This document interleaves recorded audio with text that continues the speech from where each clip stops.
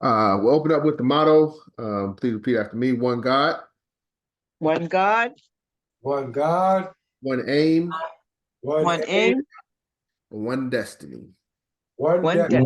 destiny. All right. Greetings, brothers and sisters. Today is March 2nd, 2024. And it's 11:08 a.m.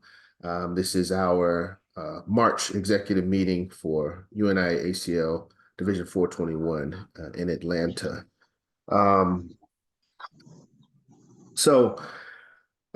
First thing first, bylaws.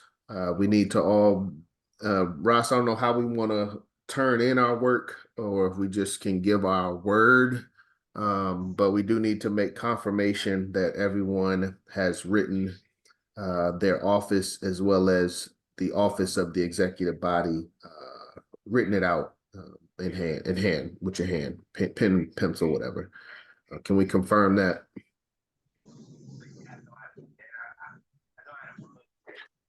Let me see. I was speaking and I was on mute. I was saying the best way to confirm it is what we did last, everybody got to turn it into you. Take a picture and turn it into you. Submit through email, or how does that work? Yeah. Take a picture and then attach the picture to an email and then submit the email to you, President John. Okay. I'm gonna yeah, I'll do that. Okay. Well, give me 1 second. I want to set that up. I'll send an email to the group with my work, and then everyone can respond with their work. But I'm gonna do that. Give me a second. I'm gonna stop sharing.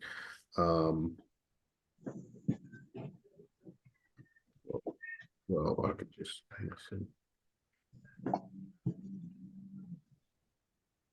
listen.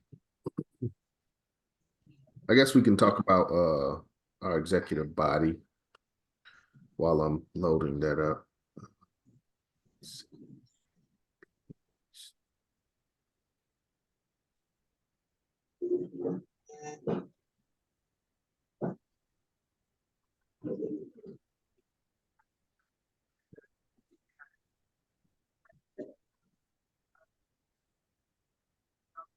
Share this screen.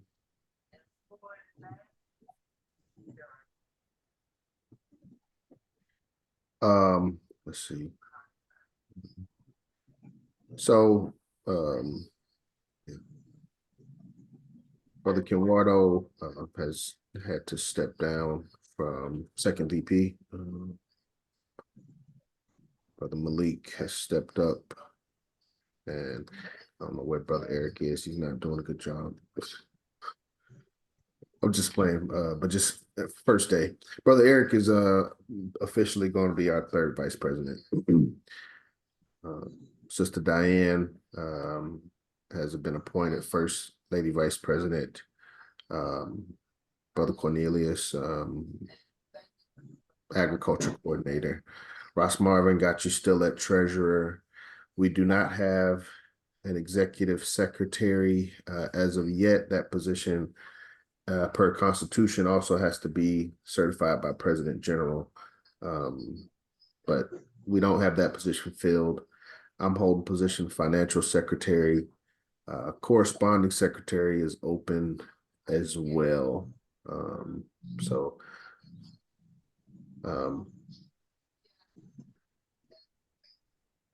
Any questions, comments on our offices while I get the confirmation together in the background? Let's see. Who was the previous third vice president? I had appointed, or I was working with Brother James. Okay. Again, the availability is an important ability. So if we're not available, it's hard to hold those positions. And Brother James is definitely doing the work. We see it, But again, from a executive body standpoint, I guess when we have our meetings isn't necessarily convenient for the brother.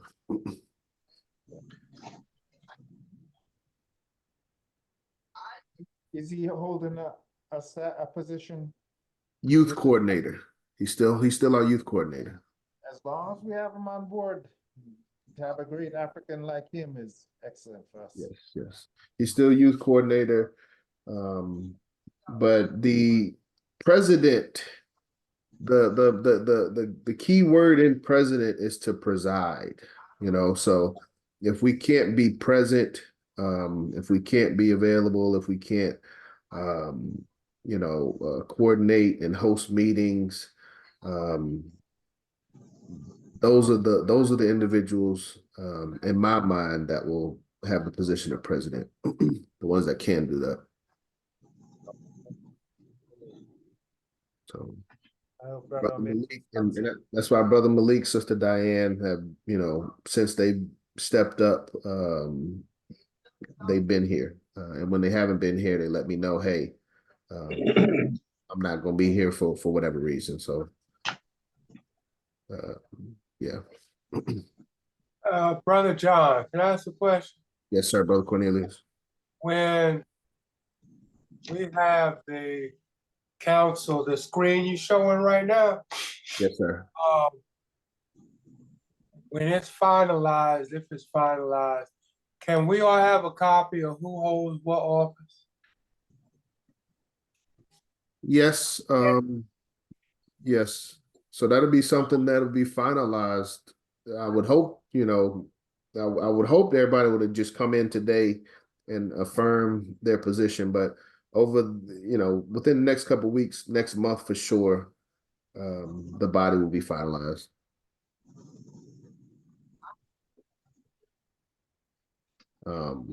I can send you pretty much, I can send you that slide, but that's pretty much what it's going to look like. Well, whenever it's final, I just need either that slide. I just like to have either that slide or at least a list, just so I know who's doing what. Makes sense. Getting my pictures together.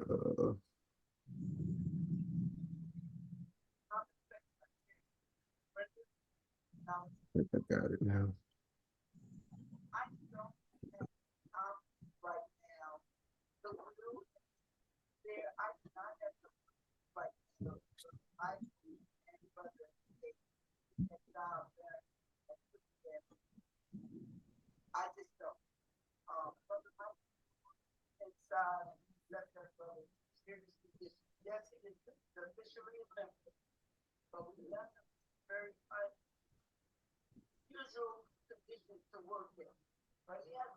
Did anybody have trouble writing their goals and responsibilities? Great question. Office responsibilities? Is Run into complications? Yeah, I did. Oh, wow. My trouble and complication is I wrote 19 pages. Wrote off my fingers. And the executive body responsibilities by itself just turned up to be 9 pages. So that was yeah. I've been writing for the last 24 hours.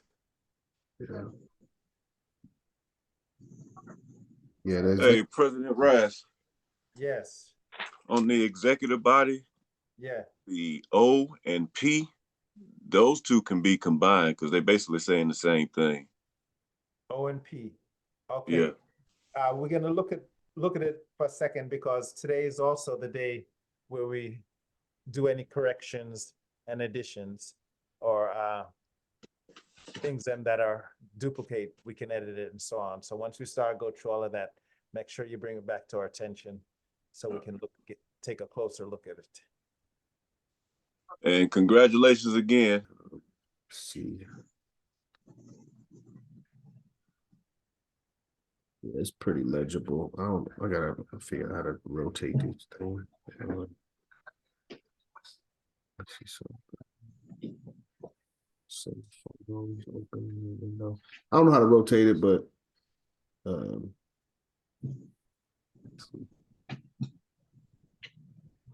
this one's better.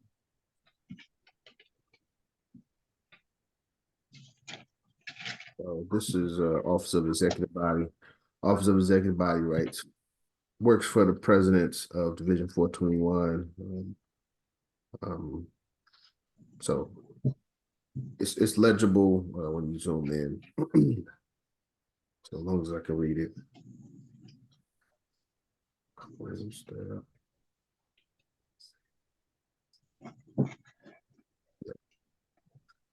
Office.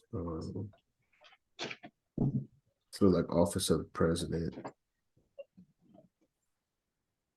President of Division 421 should be responsible to the parent body of the Universal Negro Improvement Association African Communities League for successful working of the division branch of society and orders under his jurisdiction. So President must assist officers of Division 421 when possible and where needed in accomplishing their responsibilities of their office. But again, not going to something that I'm not going to do myself. So I'll go back to the executive body chart and kind of re-solidify where we are.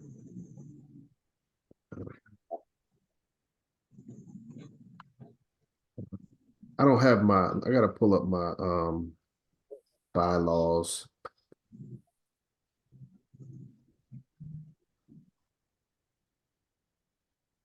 Does everybody have their bylaws accessible or just their responsibilities?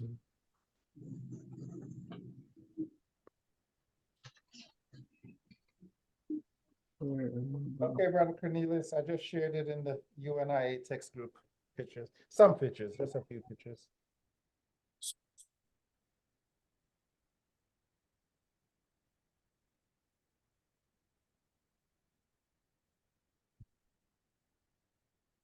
Where are they, in the chat? Yeah, in the text chat, the group for the executive officers. Oh, the one we get on the phone, not on the Zoom. Yeah, on the phone. Okay. So all right. What I'm gonna do now is hold on.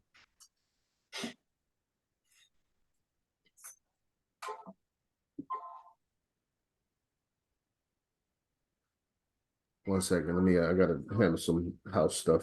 Give me 30 seconds.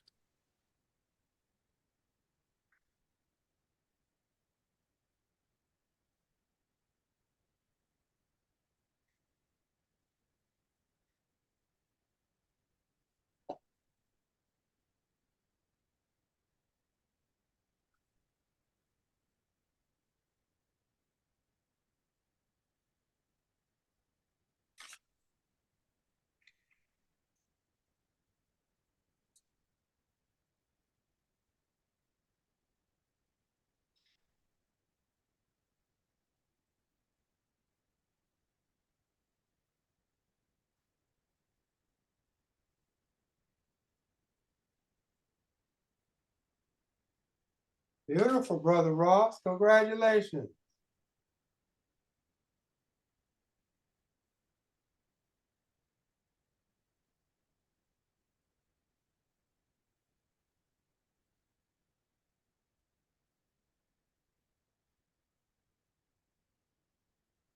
Thank you so much, Brother Cornelius.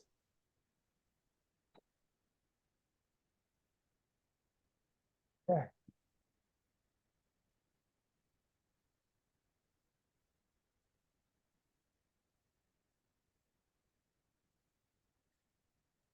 Okay. I'm gonna review the offices that we have present that we have locked in and kind of, I guess, touch on the offices that are open and in most need. So Office of President, myself, but John, information is correct there.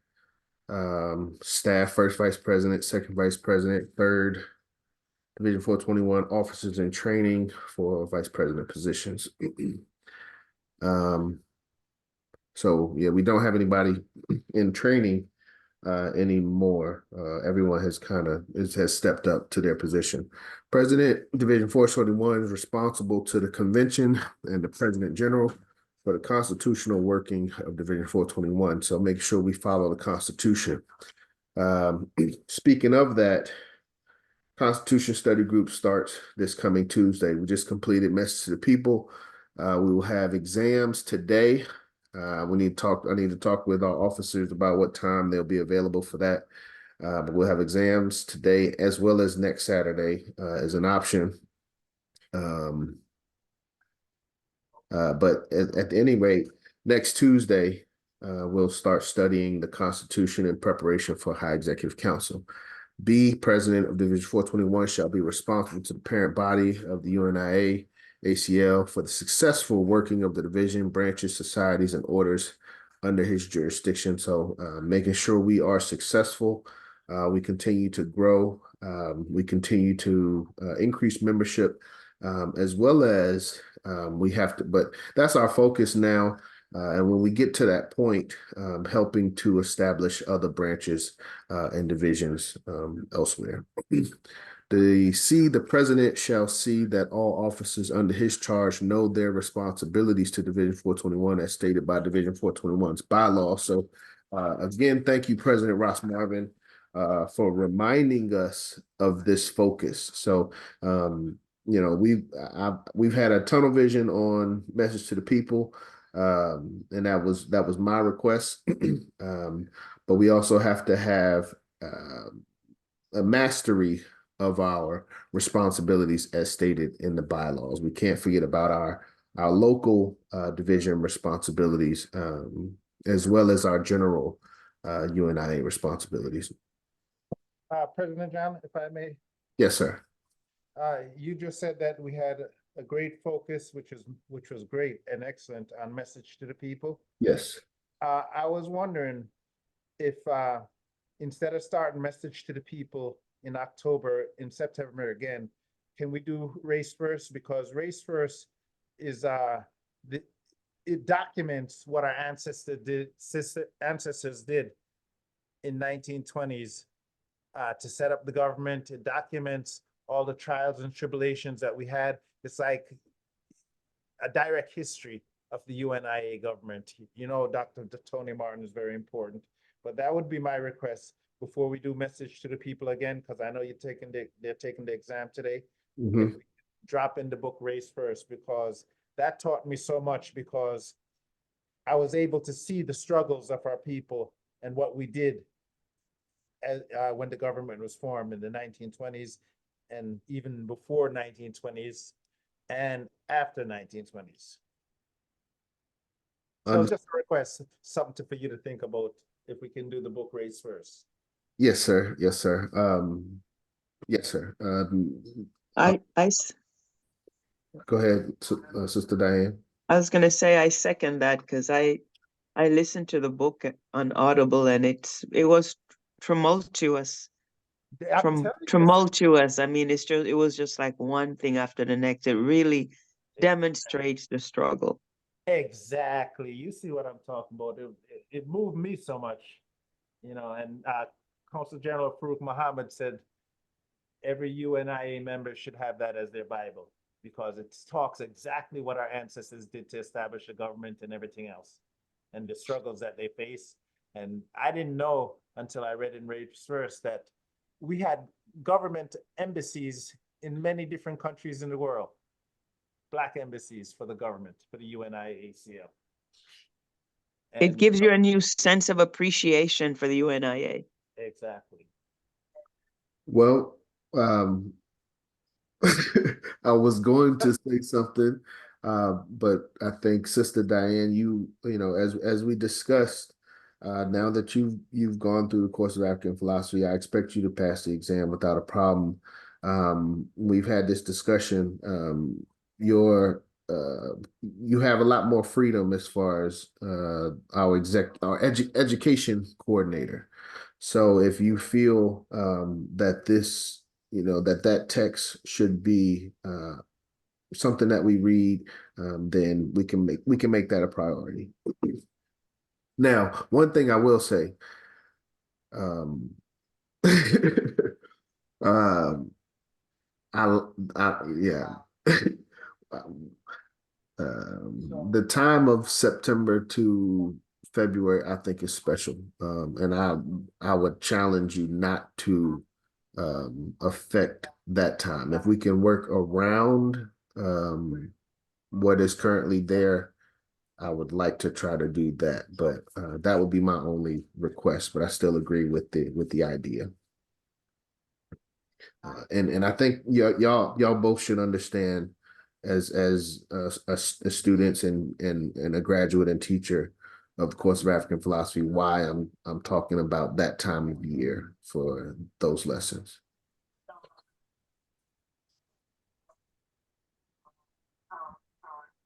So those are my comments. But Sister Diane, that is in your realm as our education coordinator. So however you would like to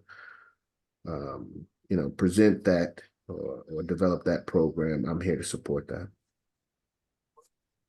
You mean as far as the start date or the time of the year that we normally start it? Well, I mean, it's a lot of freedom. Right now, our study groups are centered around Tuesdays. Okay. I have taken ownership of those Tuesdays, and as far as the agenda of the Tuesdays has been from my standpoint. The Tuesdays themselves have always been a standing study group for us. That the issue was establishing an agenda. So I had done that in the past. It's two things. We can either adjust the agenda for Tuesdays or create another day. And those are the two options. Why would we change it from the Tuesday? I mean, why would we not keep it consistent how we've been doing it? So when will we start? Whenever you were going to start the next book. I know we're going to the Constitution next. Yes. So whatever the time frame is that you would, lead into the next book, then we would fall in line, I guess, with the date is what I'm thinking. I think what President John said is that from his preference of the importance of message to the people, from September to February on Tuesdays, he would like to leave it as message to the people. Okay, that's fine. No, hold on. But if we do that, that only gives us 6 months to do everything else. Mm-hmm. And my request was asking President John to, in that 6 months period, I know it's going to be very hard, President John, and you don't have to answer right now. Give it some thought.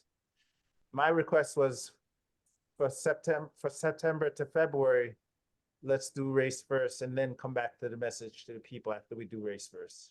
Yeah. That was my request, but think about it, President John. Yeah, I got you. Well, Brother Ross, wouldn't we want to finish one before we jump to the next? Of course. Like how we did. But we've been doing message to the people since 2021. Yes. Oh, okay, gotcha. And we haven't done nothing else. We haven't done race first. We haven't done philosophies and opinion or nothing else. Yeah. So, okay. because we've been doing it from September to February for the last 3 years, I'm making a request that now in the 4th year that we do race first instead of message to the people. That's the only request I'm making. And race first is a lengthy text. From my memory, it takes at least 6 months. About a year to get through the text. So it is a major commitment from us as a leadership from a time standpoint. The last time our division did race first, I think it was like 2018, 2019. We went through the whole text and it was very powerful. Yeah, I was a baby. I didn't even know what we were going through. I'm just, like, man, this thing is long. Like, goodness gracious. That's all. Uh, Mm. but yeah, it's very powerful. Something to think about.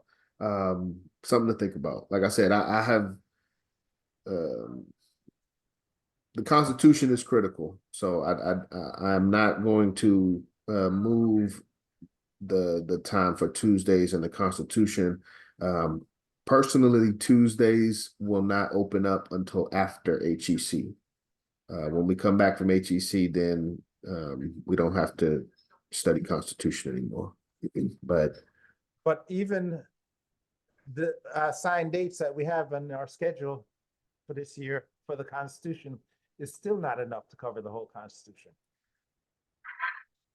you're probably right. This is our first time, doing it that I know of, doing like a Constitution program, where we're really trying to go through the whole text in a month and a half. So Hopefully we can do it. yeah. We'll learn from this experience, and maybe, we'll start earlier, I don't know, but we got to try to make an adjustment. So, all right. President sees that all officers under his charge perform their duties. In the case of irregularities, he shall exercise over his jurisdiction the right that the President General exercise over the general body of the UNIA-ACL. The President shall preside at all general meetings of the association and is responsible for setting up the online Zoom calls. So, President and preside, we have to be there at the meetings, at all meetings. All officers in local division works with the President, male President and lady President of Division 421, and are responsible to the parent body of the UNIA-ACL. For the successful working of Division 421 branches, societies, and orders under our jurisdiction. It shall be the prerogative of the President only to declare an office vacant on the breach of the Constitution by an officer or discharge a committee or its chairman. We haven't, really have that issue. The President is responsible for attending the monthly President's meeting with the UNIA-ACL government call representing Division 421. The President, is responsible for making UNIA-ACL Division 421 constitutional by having a minimum of 500 active members. So membership is critical. The President is responsible for sharing information from the parent body with Division 421 executive body and members. So President, when I give reports on our mass meetings, I usually talk about what we discuss on the President's call or what we discuss on international headquarters call, but that's a bylaws responsibility. And as everyone should know, the big focus right now is our raffle. So that's something hopefully we'll be able to talk about. We have some time. President must approve all communications coming from each office of Division 421 members to the public before it is sent out. So relationship with our corresponding secretary. President Division 421 is responsible for maintaining Division 421's Cashapp tag. So our Cashapp. President must approve all works being done in each office of Division 421 after the office submits a written proposal on a specific project that the office wants to implement. After President Division 421 approves the proposal, the executive body shall vote on the proposal's implementation.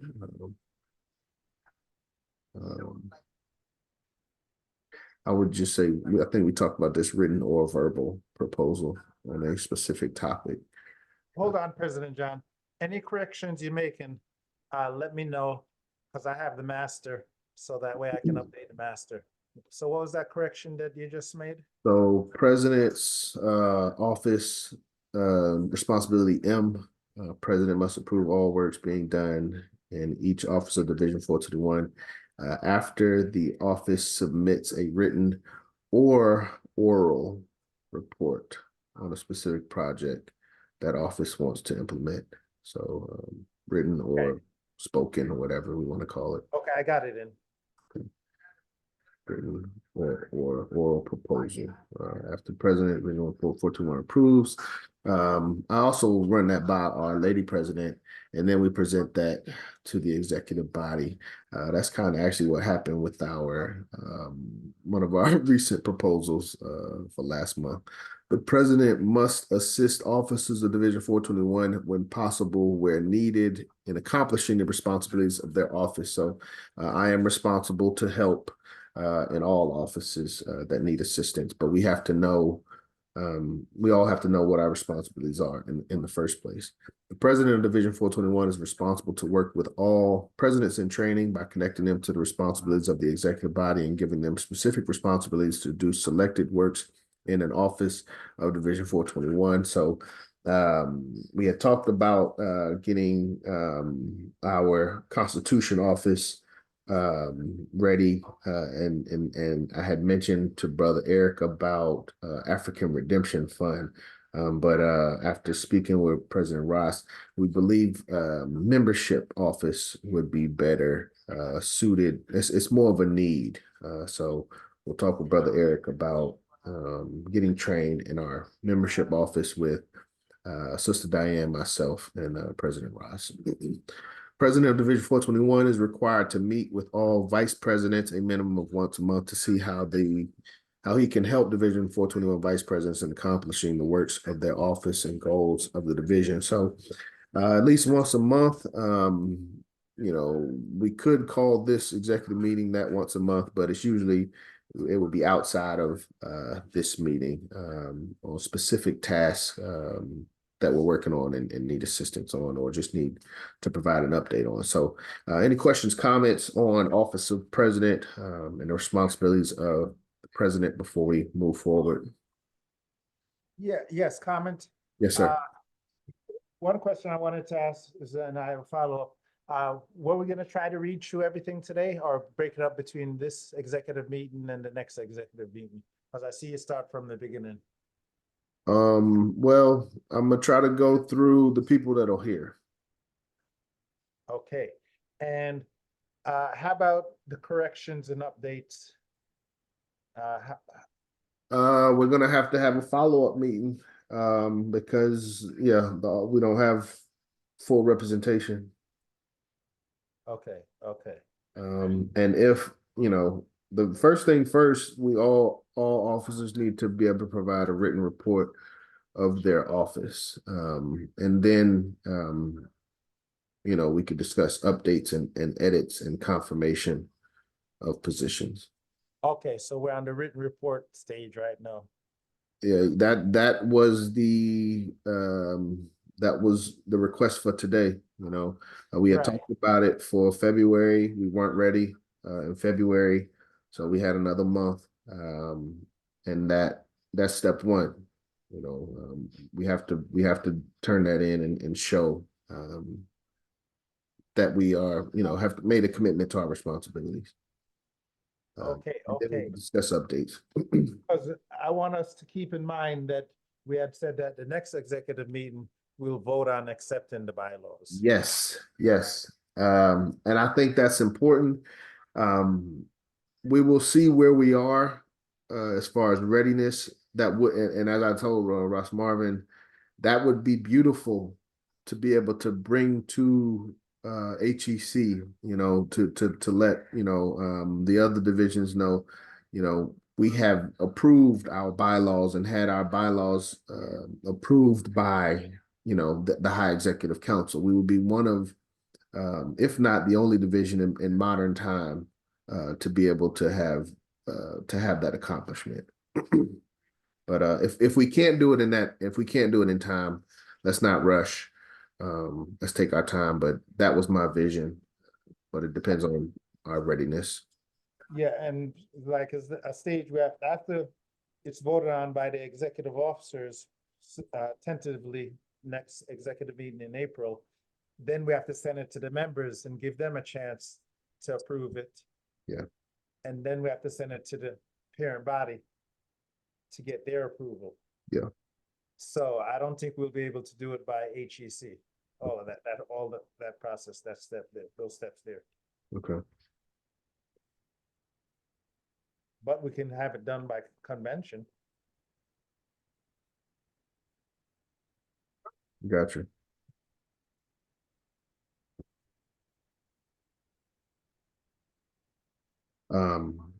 Were there any objections to any of the responsibilities before we go to the next one?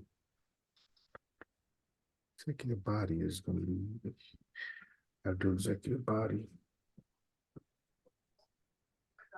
Oh my goodness. I'm gonna come back to the executive body at the end.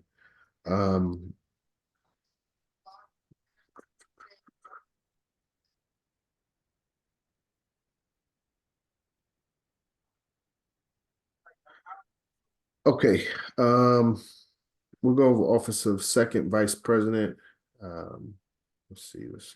Brother Kimardo was holding this office. Brother Malik is now holding the office of second vice president. Second vice president shall assist the first vice president in the performance of such duty of his office and shall be responsible for the task assigned to him by the first vice president. B, the second vice president is responsible for coordinating one of the important 43 offices in Division 421 that lines up with his skills or an office assigned to him by the president. Brother Malik, I know you mentioned we hadn't spoken on, was there anything in particular? I know Constitution was something we had talked about based on how the previous bylaws were structured, but was there anything that caught your attention as far as offices or needs within the division? I was looking at construction, but I noticed that that's not on the updated bylaws. I think it was construction, media, and something else. But I noticed that the revised vision doesn't have those offices or. Brother, if you look at our bylaws is kind of modeled from a UNIA constitution. And inside the Constitution, I'm not aware if, I don't know if you're aware of it, President John, they talk about anything in reference to construction. So that's probably one of the reasons why it's probably not in the bylaws. But construction is very important. I know in the CBPM, we have a construction department. But if you feel that that's something that we have to add to the bylaws, if you want to write up what it's about and then present it, we can always add it, because the important thing with our bylaws is that our bylaws just don't deal with today. It also deals with tomorrow. And we got to be visionaries and have to see, maybe we might not be doing something today, but maybe tomorrow we will be doing it. So in the bylaws, it should also be a visioneer document. Okay. Because it's our plan from now to the end of the century, to 2099. Okay, so I see where he has labor and industries. So I guess it would fall under that. Yeah, that's what I was thinking. As far as construction and Constitution, the closest word I could think of was industry. We speak on Mr. Garvey and I asked us to spoke on industry quite a bit, but not necessarily the term Constitution. I mean, or construction. Sorry. Okay, but, so I'll just pull up. Right. We'll go with that, and we do have a Minister of Labor's and Industry, Brother Charles Banks, and maybe we should add it to our bylaws and set up a local office of Ministry and Minister of Industries, you know, or yeah, because we're gonna have to help. If we're a government, we're gonna have to start building. Ross Marvin, oh man, go ahead. So definitely draft up what it's going to be about, and shoot it back to us so that way we can add it. Oh gosh, yeah, you hit the nail on the head with that.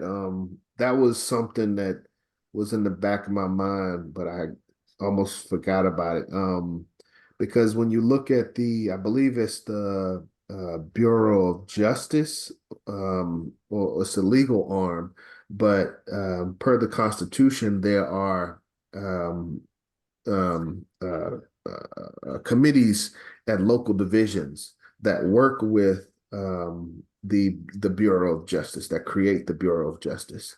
And I felt that the same should apply for other offices. And Minister of Labor and Industries is a perfect example where we should have committees of ministry and labor, in each division.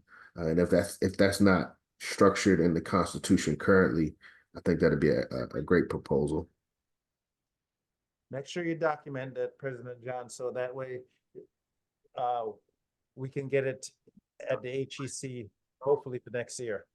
And what's the Minister of Labor and Industry with the parent body? What's his name?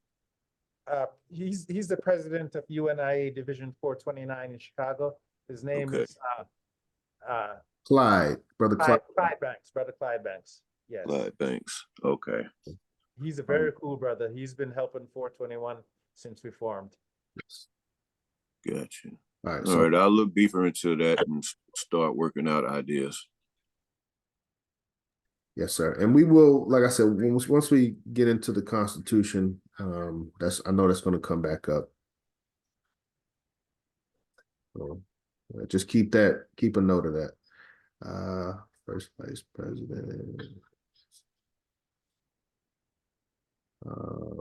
Okay, Second Vice President responsible for coordinating one of the offices. We just talked about that a little bit more.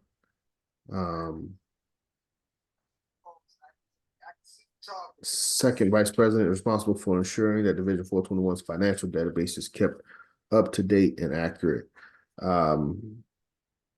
So Brother Malik, I'm gonna need you to spend some time with myself and Ross Marvin to go over the financial database. We might need to set a day for us to do that. So the second vice president, Brother Malik, is going to be responsible for, because you mentioned financial secretary. I know he's Constitution. Yes. Did you also mention financial secretary? Not for him. I have been holding the financial secretary responsibilities. It seems as though the way our bylaws are structured, financial secretary is part of, would be part of the second vice president's office. Could be at least, but Okay. just So is the only office you have for the second vice president to coordinate right now is the Constitution office? I'm trying to get it correct in the bylaws. yes, and also put labor and industry, with a star. Right, exactly. That's what I'm leaving out. Minister of Labor and Industries. Yeah. Okay, so we have, because it says something about financial database, but we're gonna remove that from the second vice president? Well, Brother Malik, what you think about being a financial understanding the roles and responsibilities of financial secretary? Is that a we got to figure everything out. So Okay, so I'll leave it. yeah, we'll just leave everything as is, and we'll figure it out as we go. Tell me, what are we adding? We added, Yeah, Minister of Labor and Industry. Yeah, So- Minister of Labor and Industry, and then the Constitution. Constitution, which I think that was already laid out. That was in the previous bylaws, not the current, but it's something we had talked about. So So it's going to be re-added to the new. yeah. Okay, so Constitution, Labor and Industry, and financial assistant until either I step up, you step down, or somebody else comes in. Okay, Yeah. so what I've added, so everybody know. The second vice president is responsible for establishing the local labor and industries office in Division 421. Is that good for now? Yes. Okay. So that's. And is anyone on this call a tradesman or a woman? Oh yeah, I do all kind of trades. Okay, and then anybody else? Not officially. No, I'm not. Not officially. Okay. All right, just trying to start a database now. So just me and you, Raz, huh? To start. Okay. even though I have my hands full, so it's mostly you and a little bit me.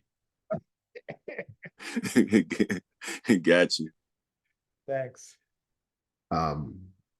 Okay, second vice president gives a monthly report to the executive body and members of Division 421 on the progress of works being done and completed by his office. That's part of what the executive meeting is supposed to be, is us giving reports. If we can't make it to the executive meeting, then in our mass meetings is another opportunity for us to give reports. But we should be making progress. We should be providing updates to the community, or, you know, even if we have future events, we should be letting the community know what we're working on. May I share something, President John? Yes, sir. Ross. As far as our officer reports during the mass meeting, Mhm. writing out my office responsibilities when I was writing out the office of the treasurer, it says that the treasurer should be given monthly reports. Mhm. And just within the last week, you sent out the financial report and everything. Mhm. That was very vital because now I'm able to prepare my oral report at the mass meetings. But just by writing out my office, I even got more connected to the works. And y'all think I'm really connected, but I can go there's a lot that I need to be more connected to, and that falls within my office. So I set this mind, and I said for the next mass meetings, our next mass meeting and onward, I'll see if I can have a treasury report as far as according to my office responsibilities. Yes, sir. Thank you, President Ross. And that's, you know, that's what it's about. It's like it's coming full circle. You know, you laid the foundation. I tried to, you know, present it and push it, and now you're coming back to further set the example. So this is what we have to do. If we disagree with the plan, we need to speak up and let our disagreements be known. Let the corrections be known. Find out how we can do things better. But if we do agree with the plan, we should be focused on that plan and making sure we're pushing it. So reports is a fundamental part of that. Second vice president is responsible to ensure that third vice president complete their assignments in a timely manner. So just structure. Second vice president is responsible for working with third vice president and completing their assignments as needed. Again, structure, and knowing the responsibility of other officers and how you can help assist the other officers. Second vice president is responsible for checking with division president regularly to ensure the smooth operation of Division 421. So relationship, communication with us as an executive body will make us a lot more effective as a division. In the case of branch absence, Division 421's first vice president, second vice president will assume the responsibilities of the first vice president until his return. So questions, comments on first vice or second vice president?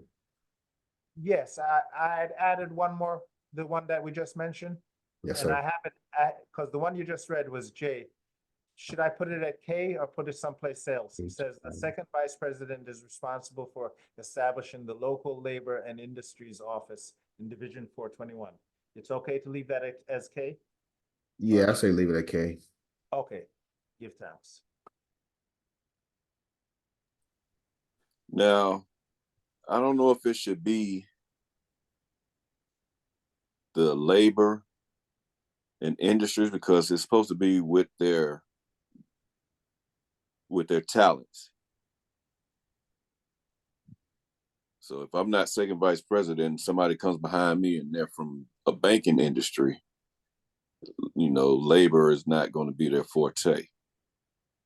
Well, what happens, Brother Malik, with the vice presidents, both male and female, our bylaws said that they should be assigned responsibilities in the division that lines up with their skills and talents.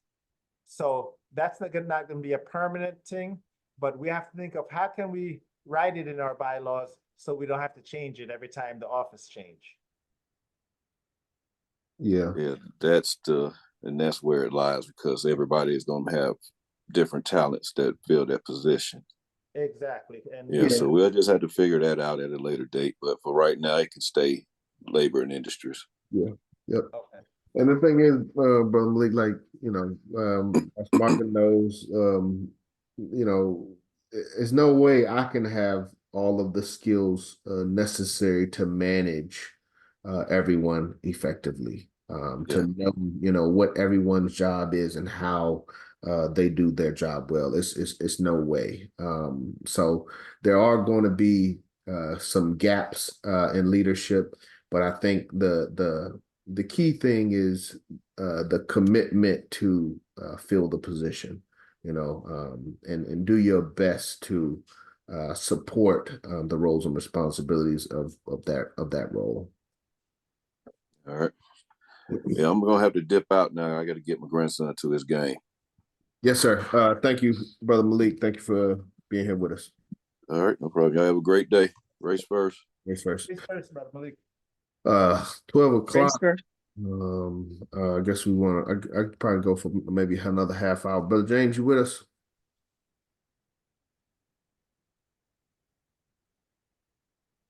What did you say? Said Brother James. Is Brother James here?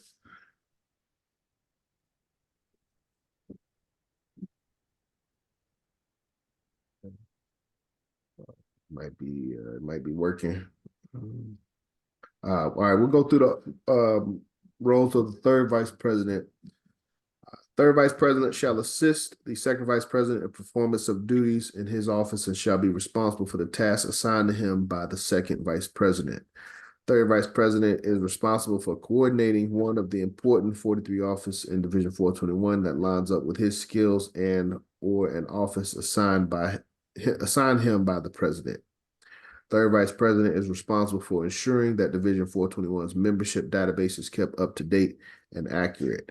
The vice president gives a monthly report to the executive body, monthly reports again, and membership of Division 421 on the progress of works being done and completed in their office. Third vice president is responsible for working with the president, first vice president, and second vice president in completing the works being done in their office when needed.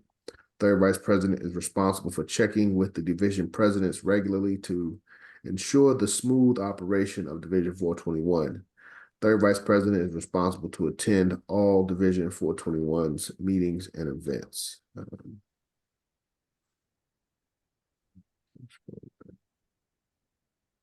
Should we add membership to the third vice president? Oh, it's there already. And you said Brother Eric is our third vice president appointed? Yes, Brother Eric has been appointed to our third vice president. You said it is membership is here? Yeah, membership is there at C. Membership database. Yeah, okay. So the ancestors knew what we wanted. Had it there already. I hope Eric is listening to the ancestors. What's his last name again? McGee, McGee. CG.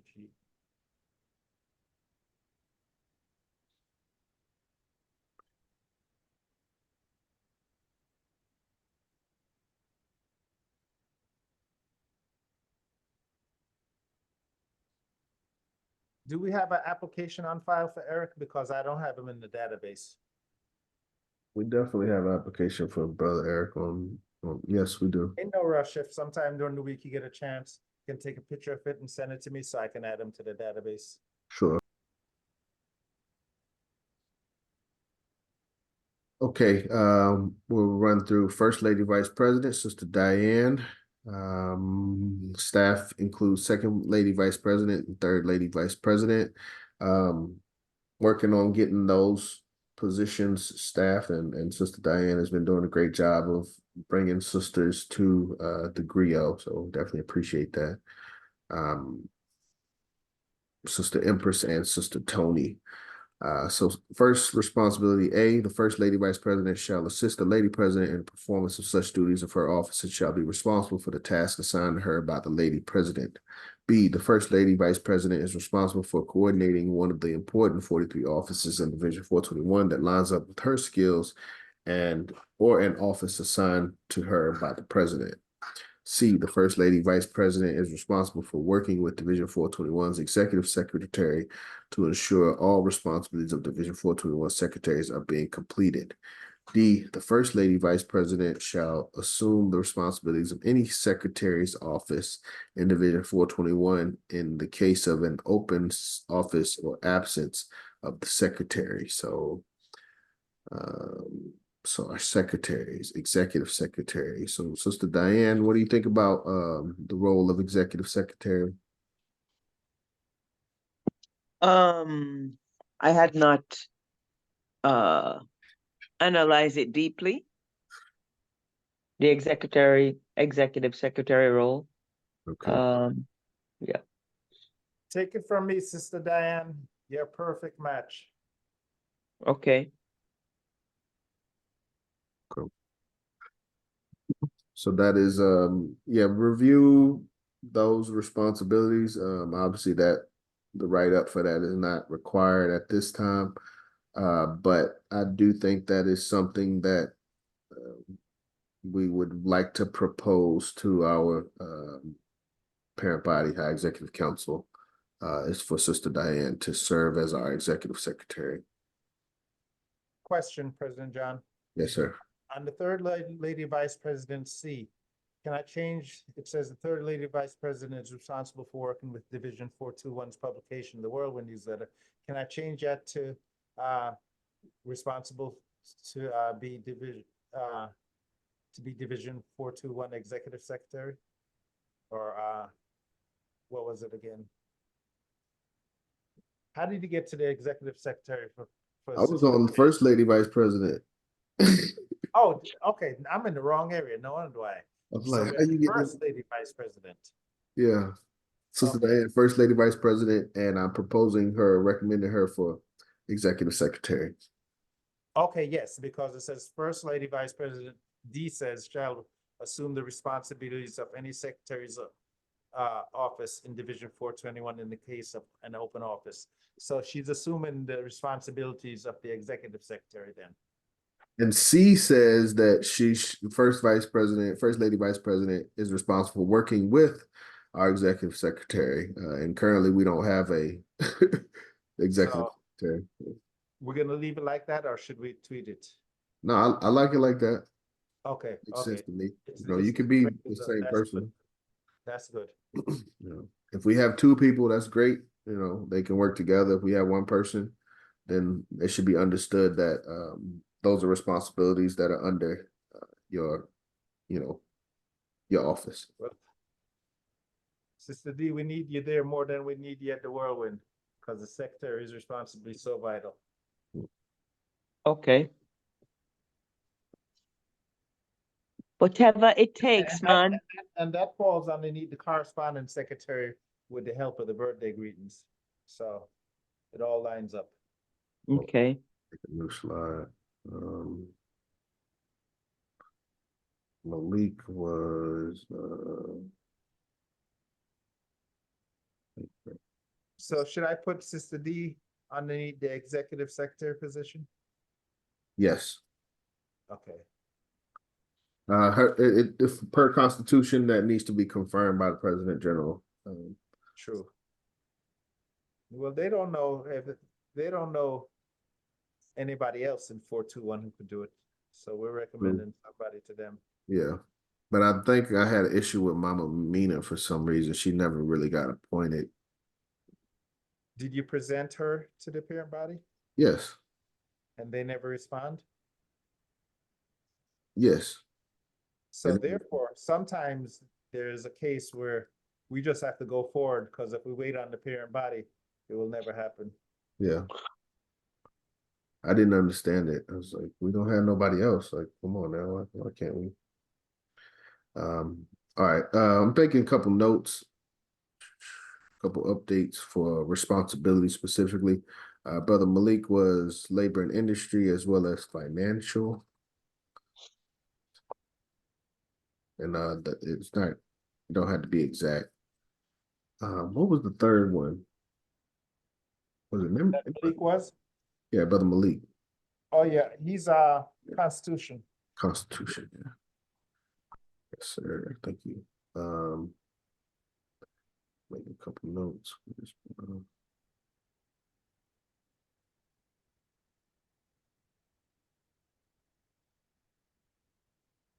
Eric was membership.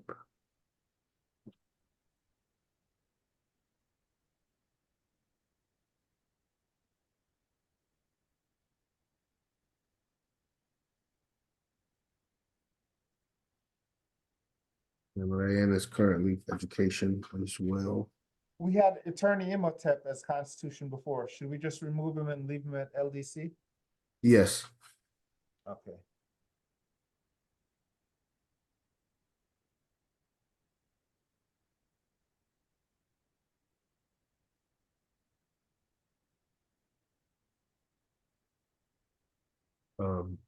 Yeah.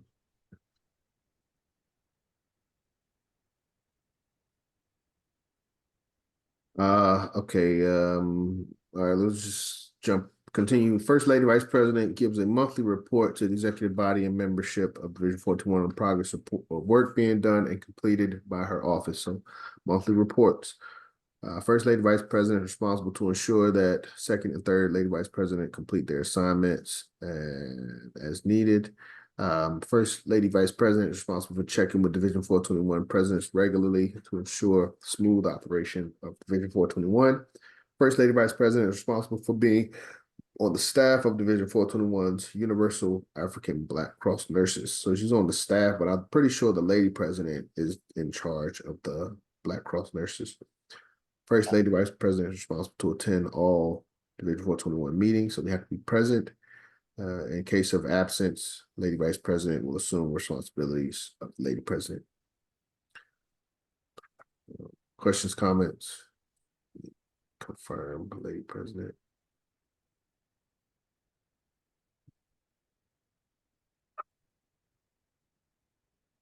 You want to call, Jack? Yes, ma'am.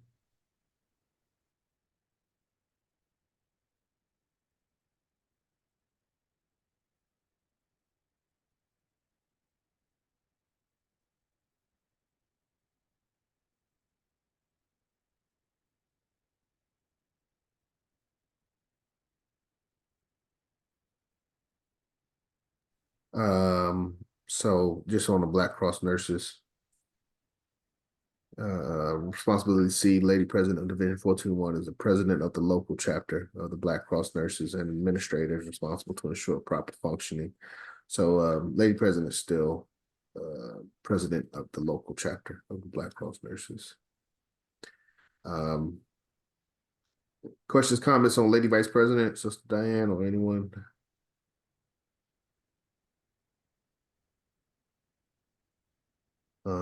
All right, let me jump down. Yeah, Go ahead. Isn't one of our mass meetings coming up on the office of the secretaries? I know we got a mass meeting come up. I don't know exactly what the topic is. Right, so that's for the First Lady Vice President, if it's office secretary. Okay, go ahead. Okay. We'll go through recording secretary, try to get the treasurer, and then agriculture, and then we'll close out. Office of Recording Secretary, Brother Art, is holding that down. Responsibilities include A, recording secretary takes the minutes of each meeting. The minutes taken does not have to include every word spoken. Instead, it could be a summary of what was said. Brother Art, if you could, one thing that I would like, if you could include, if possible, is the attendees. And I know it changes throughout the meeting. But if you take them attendees, the attendees as best you can. Okay, I will do that.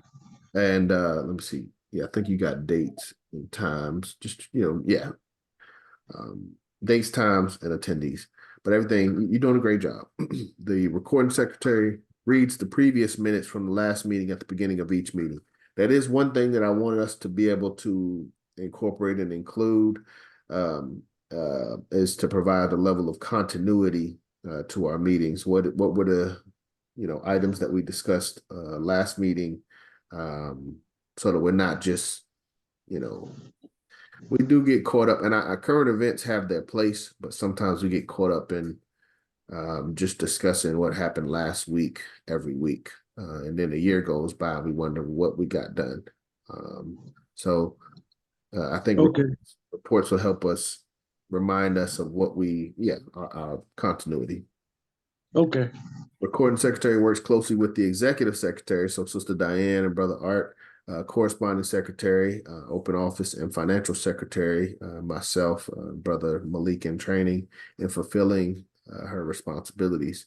Recording secretary, his or her. So Brother Ross, yeah, we got some of these comments are gender specific. And I know that's something that we're looking at from the Constitution as a whole. But we want to make sure our bylaws are his or her for our office. Which one is that? This is a recording secretary.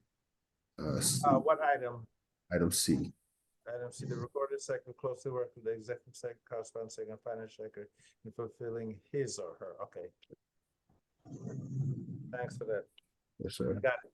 Correct. Recording secretary takes attendance at Division 421 meetings, functions, and events on appropriate forms and maintains the attendance records for the executive and mass meetings. So just again, records. Recording secretary keeps a binder organized with all meetings, agendas, minutes, and attendance of all members at Division 421. So having a record of your reports, saving those and keeping those organized. Recording secretary is responsible for maintaining the audio recordings of Division 421 mass meetings, executive meetings online at freeconferencecalling.com. We haven't done that a lot this year. The recording secretary is responsible for maintaining the Zoom recordings of Division 421 mass meetings, executive meetings. So that's what I've been doing. What are your thoughts on helping with that, Brother Art? Yeah, I can help. Okay. Well, I'm gonna need you, I'm gonna rely on you to help edit our meetings. And by that, we may have a 3-hour meeting, and we have to go through the whole 3 hours and pick out time slots from Yeah, I understand. 25 minutes. We was talking about, taking over so from 35 minutes to 37 minutes, we were talking about how much money we had. So yeah, I need that kind of help. Yeah. Okay. The recording secretary is responsible for attending the monthly UNIA-ACL secretary. As a matter of fact, hold on. Side note on that, Brother Art. I don't know if you are aware of our YouTube page. I've been on it once or twice. I just don't get on YouTube or Facebook that much. But I will try. Yeah, I need your help. That's where I put out a lot of our propaganda, so to speak, or our meetings, our recordings of our meetings. I try to do a job of editing them, but I could use some help. Okay, I got you. So if you could go through specifically the most recent ones, and make sure there's not any sensitive information that's being shared, because there may be some things, and Brother Eric kind of pointed out some things that I was oblivious to, like when I'm going through the emails or something like that. But if there's anything that we're talking about, discussing that should not be, that is inappropriate or doesn't need to be shared, please let me know. Okay. That's why I don't use Facebook or YouTube, but that's okay. Okay, I'll do my best. Yes, sir. Thank you. So that's the Zoom recording. Secretary is responsible for attending the monthly UNIA-ACL secretary meetings, recordings of the minutes of the meetings, and reporting to the president of division of executive body and the members of Division 421 on operations of the office of the Secretary General of our government. Brother Art, you've been attending our secretary meetings for a few months now at this time. Yeah. Any thoughts? What the focus has been from a Secretary General standpoint? Wow. well, this seems to be, seems like she needs a lot of help. Hmm. She it just seems to me like she needs a lot of help. Most of her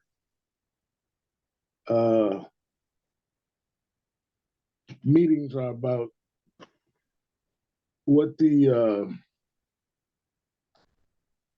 main government is doing. She doesn't give any kind of reports on other divisions or things like that, which I think, could be helpful to everybody. But that's about it. And In fact, I wrote her the other day because the last meeting we were in, she had asked for a recording secretary, and I wanted to know what's the difference between a division recording secretary and a government recording secretary. So I'm waiting to hear back from her. So she told me last night that she would get back to me. I'd be surprised if you see much of a difference between a division, between our bylaws specifically, and what's listed in the Constitution. But per your responsibilities in the bylaws, you're most likely already doing the work. And that's the thing about a recording secretary. There's only so much information, so if someone, it don't matter who it is, they could be a guest in the audience. If they have a record of what was being said and what was being done, their information is of importance, so okay. whether you here at this meeting, whether you're doing it, at the executive, at the Secretary General meeting, at a mass meeting, what has happened throughout time, throughout the day, there's no way to change that. So if you have a documentation of that, you become you become the recording secretary of that moment. Okay. All right.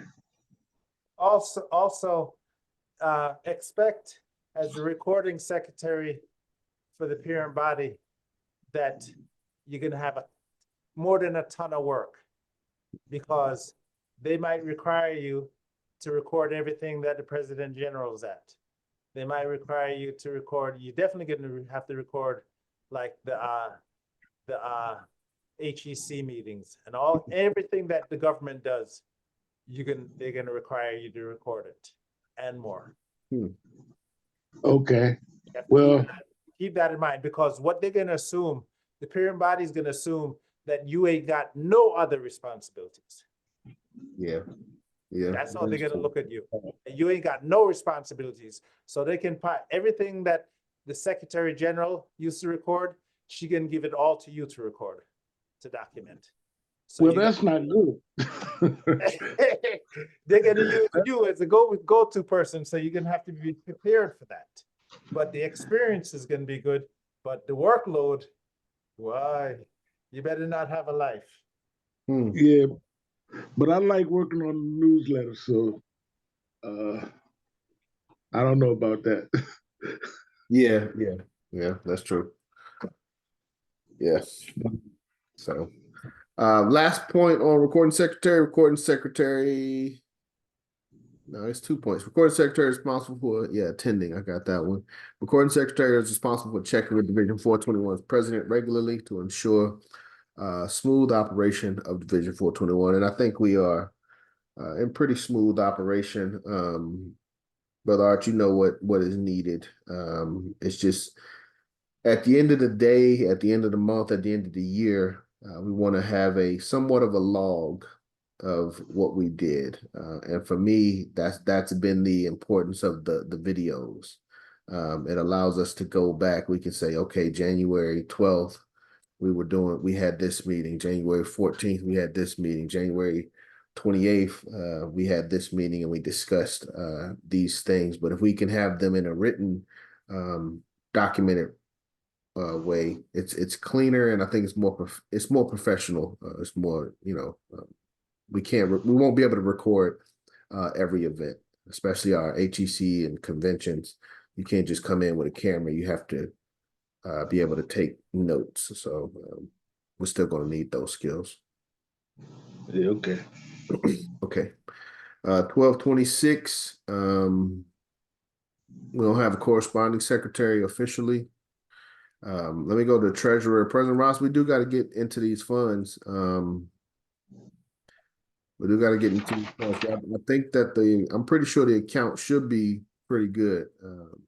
It shouldn't have been any withdrawals in quite some time, and it should have been quite a few deposits. So we got to get into that account. I'd like to. Well, is no problem for me to get into it, but when you had asked me earlier the week, I tried to get into it previously, and my password wasn't working. So it's going to be easy for me to update the password, and we still have to make sure that you have full control over the account too by adding you on the account. Yeah, you know when we got to get that done. It's March 2024. And I know that's like an in-person thing that we got to like be there to do it. At the very least, first thing first, the online access. Okay. We got to get the password updated, and I need to be able to have access to at least see where we are. Okay, so I'm good. I can see from a PayPal side, what's going out. But I can't see. I can work on it now, and maybe I can get it before the meeting's over. Thank you, sir. So we'll go through treasurer responsibilities. President Ross Marvin, the revenue of the Universal Negro Improvement Association and African Communities League shall be derived from monthly subscriptions, which shall not be more than $3 per month, being authorized dues of each active member, donations, collections, gifts, profits derived from businesses, entertainments, functions, or general amusement of an innocent nature, and a charitable fund of $10 per month. So that's where our funds come from. Funds of the Universal Negro Improvement Association and ACL is derived from all sources herein mentioned shall be used for the carrying out of the goals of the association. All money of the UNIA-ACL shall be lodged in a responsible bank that is able to accept online payment systems and other means of members paying dues, and the treasurer shall secure monthly bank statements of the division for each payment system that Division 421 has. So that's something, we gotta, I have to be better about that. Well, I've sent the expense statements from our Cashapp, and that should be enough for the last 4 months. And we'll get that cleaned up this year, 2024. I'm trying to have balanced statements of each month. So that was one of the things that I was writing up that I said I got to get on, make sure I have that as part of the report or the reports for our mass meetings. I'm glad you brought that up because I got a question about that. How do we present our financial position without presenting like our exact funds? We don't want to tell people, hey, we have $536.28 in Citizens Trust Bank. We don't want to put that out to the public. Or am I wrong? You're right. We don't want to put that out because that's just members' information. Only the members should know about it. Okay. So that's going to give me difficulty in making my report. But I guess, as Brother Malik said, we'll figure it out. Okay. That's always been a challenge that I saw with the government, that balance of transparency and privacy, so to speak. So well, the only thing that gives us problem right now, and probably announcing it, is because our mass meetings are being put on YouTube, but at the same time, we still have some people who come who may not be members of the UNIA. So I guess, that's something we're gonna have to figure out. Yeah. Okay. That makes sense. I guess if we announce them, if we had a closed meeting and we made those announcements, it wouldn't be a problem. But when we share that information publicly, it can become a problem. Well, definitely. Well, then I can report it on the executive meeting. So at least our officers know. Yes. Yeah. And we can send out an email to the members, like maybe a monthly email, so that the Gotcha. members know too. Yeah, I like that. And then we can just refer to, the email was sent out that has the details of the financial report. Exactly. Okay. Okay. Treasurer is responsible for monitoring the budget of the organization by developing and maintaining a monthly income and expense spreadsheet for Division 421. That's probably our financial spreadsheet would be qualify for that. That could we, apply to it. we don't have a lot of income outside of member dues. So Mhm. Division 421 financial report is due to the parent body on the 21st of each month. Treasurer audits Division 421's monthly dues payment system to determine that the monthly financial report spreadsheet is accurate and complete. I have been a little bit delinquent. I did take care of the months of December, November, and October of 2023. However, we are late for January's monthly report. And January's monthly report will include our members' annual assessment. So it's usually the largest report of the year because it's $10 plus 30% of $3. So it's like $11 per person that we have to send out. When usually we send maybe $1 per person. So we're looking at, and that's why, Ross, I need you to look at that account. I can't. Yeah, that's a big hit. I can't. I'm gonna need some funds from the organization to take care of that one. Well, it's a good thing that we're going through this, because whenever you have to solve a problem or issue, the first thing is to know what the problem or issue is. So by going through this, we're knowing the problem issue. Now we can get to attacking it, get it right. Yeah. And yeah, this will be a part of that monthly balance. This is how much the organization brought in. This is how much the organization put out on a monthly basis. But Right. So I guess we work from this year, and then once we get this year right, we can probably Yep. attack last year.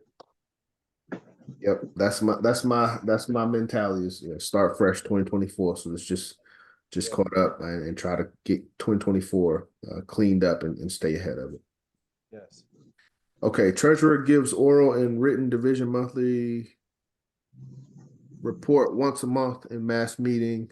Division monthly treasurer report must include how many members pay dues, how many active members, who are the members who pay dues, how many total members in the division, how many inactive members, oh my goodness, total dues collected during the month, how much is in the disbursement of the UNIA-ACL HEC Council, what the division earned for the month, what are the expenses of the division for the month, what other incomes did the division receive, if any. That is a lot of work for our treasurer. Gracious. What everybody have to understand is this is more than an organization. We're a government. So as a government, we have to function at the higher level. Yes.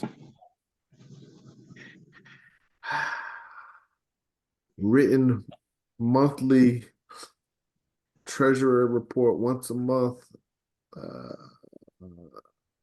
Include how many members pay dues, how many active members, that would, who are the members? Whew. Well, maybe we can. How many members? How many members pay dues and how many active members is the same answer. Yes. But not everybody knows that if you take out how many members pay due and we just say how many active members, not everybody knows what active members are. Okay. So that's why I kind of had both. I got you. We should know what active means, though, especially as officers. Right, but if we send a report to the members of the division, most of them won't know what we're talking about. I got you. Yeah, how many inactive members? Goodness gracious. Total dues collected. Okay. So yeah, that's a heavy report. That's heavy. The treasurer gives a divisional yearly treasurer report in the beginning of each year for the previous year at the division mass meeting. I think we need access to our bank account, and then we'll be able to give a update. Treasurer develops monthly reports and yearly reports of dues paid by members. So that seems like it will be a part of responsibility F. The treasurer is responsible for working closely with the financial secretary in documenting and maintaining the financial records for Division 421. So that's myself and Ross Marvin currently. We'll get Malik included into that. But yeah, It's really, treasurer. John, you're doing all the documenting the finance records. Really appreciate that. Yes. That's a lot of work. Yes. Yeah. I'm just, like I said, I know this has been a good year. So, even in 2023, late 2023, I had a feeling, that we will want to, have a good foundation. So reports, it's really about reports. We, with President Ross and our lady president, we've been able to all be aware of what our financial status is to some degree. We know what has been going out, and we know that we don't owe anybody. Only thing we need to know now is how much we have in our account, and I do expect that number to be pretty good, at least 1 comma. I put it that way. I expect 1 comma. Expect what? 1 comma for our bank account. Okay, as long as you don't expect nothing negative, that's good. Oh no. I expect over $1,000. So all right. Any questions for our treasurer?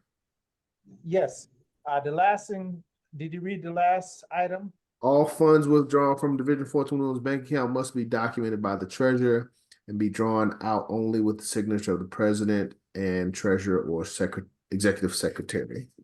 There's a correction that I have on mine, to updated correction, Okay. and it's just with the last few. It says, and be drawn out only with the signatures of the president, executive secretary, and treasurer. So that'll be changed. Okay. Because really you have to have 3 people, because if it's just you, the president, and me, then some future president and treasurer could scheme together to take the money from the organization and disappear. Yes, sir. So Absolutely. that's why we have to add the executive secretary. Okay, understands. Any questions, comments for our treasurer, office of treasurer?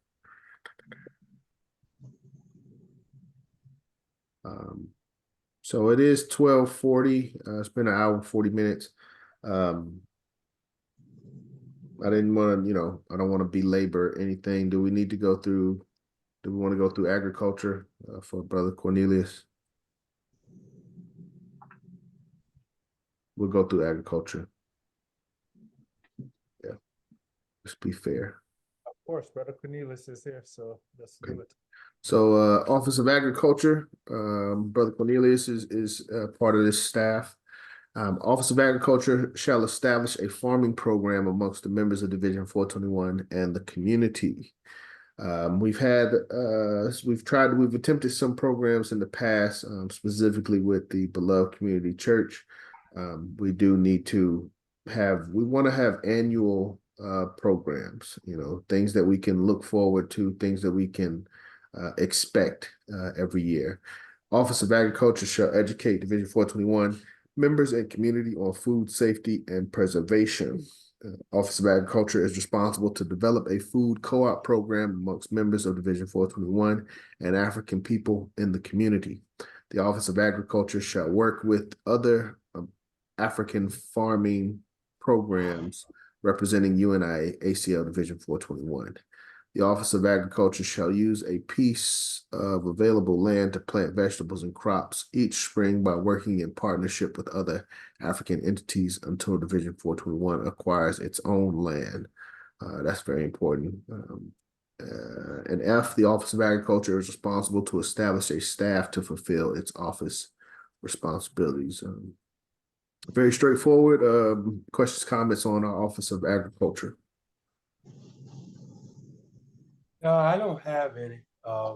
What's that 6 in parentheses next to my name? Rock, that's one of his codes. Oh, okay. Yeah, when you see that, the number in parentheses in green, what that does is just tells you approximation of how many responsibilities your office have. Oh, I see. Uh-huh. So you'll see that next to each of the offices. So now, if you look by the executive body office, you see 41, but really it's 45 now. So that way you can just look at the first line of an office and guesstimate how much responsibilities that office have to start right now. One request that I would make is a request. President John, Yes. that's not gonna be there in the finalization of our bylaws. What do you mean? The 6? What's in green in parentheses? Oh, no, I'm not worried about that. Yeah, that's just for us. Okay. No, I had a request for addition. I'd like to have the agriculture coordinator also provide a report monthly at a mass meeting. Okay, we almost let him slide.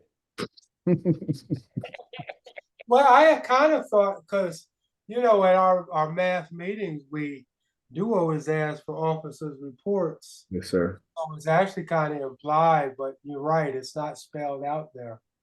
Yes, sir. I want everybody to know that Brother Cornelius has been Division 421 agricultural coordinator for years, 5 years or more.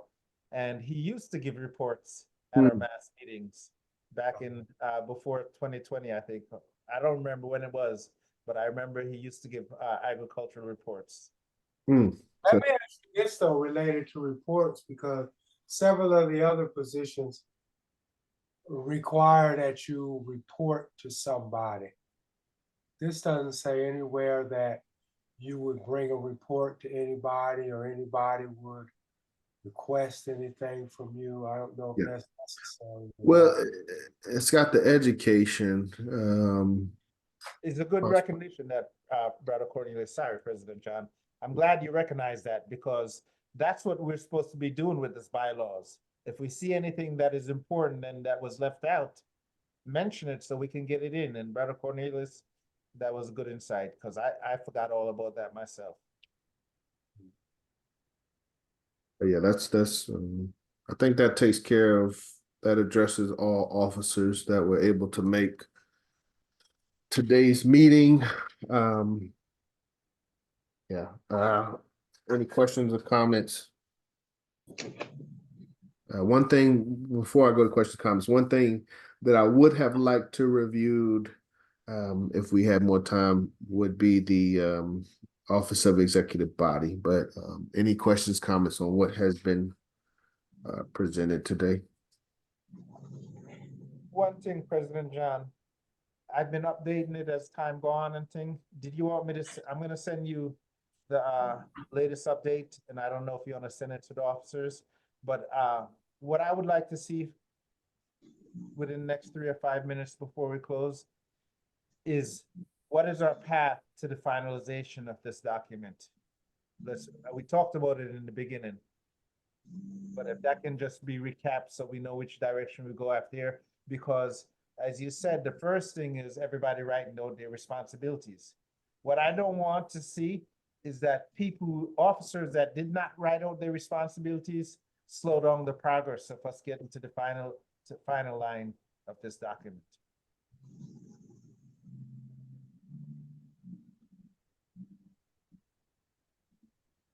Well, I understand what you're saying.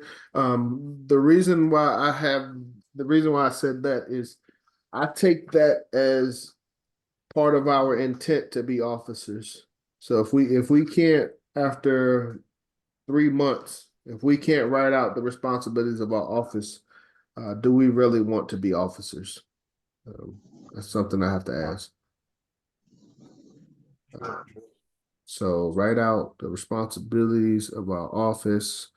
So is there any way we can let the officers who didn't show up today know that we need them to do that so that we can keep the process going? Yeah, I guess I'll send a follow-up to my the request for the assignment themselves. Okay, That we need that input from officers. And I guess, I'll make a note of these steps and highlight the first step is officers write out their responsibilities. okay.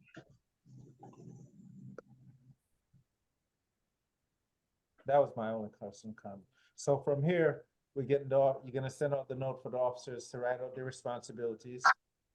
Hopefully we can still keep the date of next executive meeting for voting on it. So I'm gonna send it updated to you, President John, that I have now. And if that can be shared with the officers so that way we use this month time for everybody to review it. Everybody, I mean the executive officers to review it. So that way everybody will be ready to vote whether to accept it or not next month. But that's all I had to say. Understand. Great comments.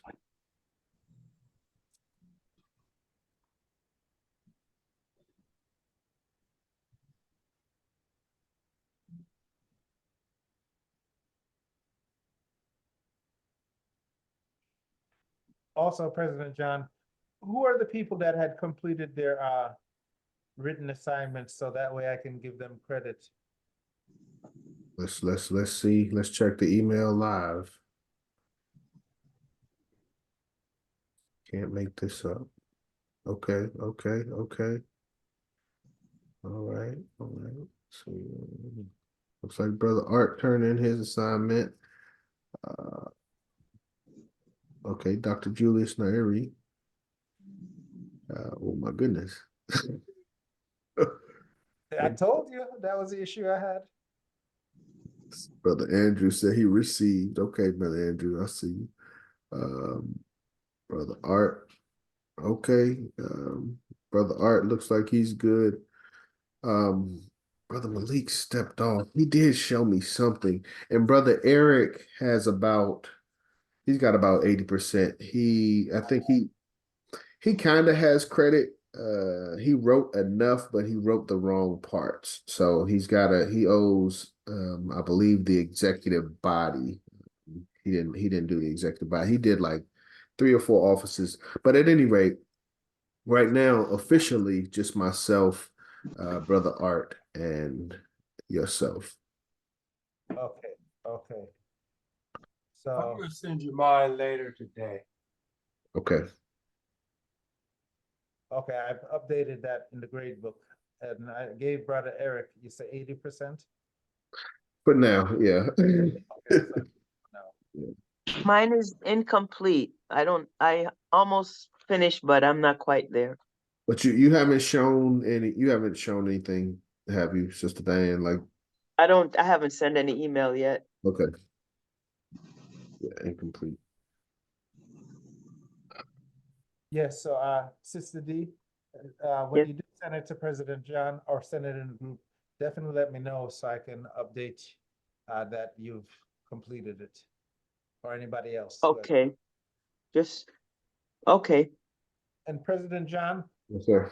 I think it's important that each of our executive officers get the requirements of the executive office so that as they do the different requirements, they can check it off themselves. And that way they'll know what they have to do. Every officer get the requirements of the executive office? You remember that grade printout sheet that we're doing, that I sent it to you? Yes, I do. I think that each officer should get a copy of that so they know what they have to do. It's just with office number 4, the executive body.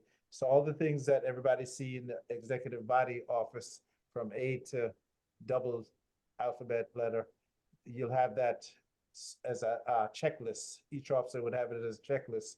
So as they learn the pledge of the red, black, and green, they can check it off. as they do the write-up for their office, they can check it off.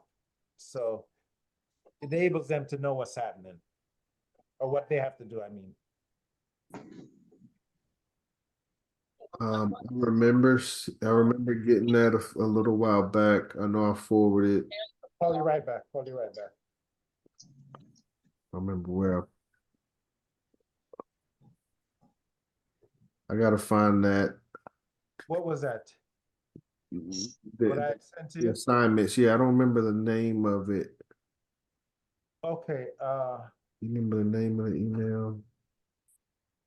You usually send stuff from admin, right? Or from Dr. Julius Nary. probably both, but Dr. Julius Nary, let me look for it for you. I'll tell you when it was.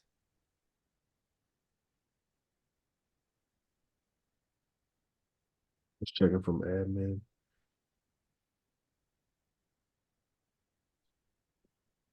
Brother Malik mentioned a growth proposal. We didn't get to talk about that. We might need to have more than one executive meeting per month. Okay, okay. Attendance. Yes, it's close to the attendance. It was one of those.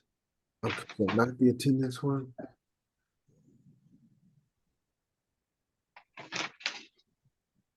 Attendance. Executive body report. Let me see. That looks like attendance still. Yeah, still Yeah, attendance. that's it. One of them is, the latest ones are attendance.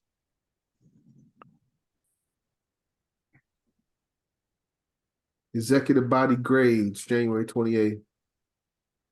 Okay, you find it, let me take a look at that one. Wait, that looked like attendance still.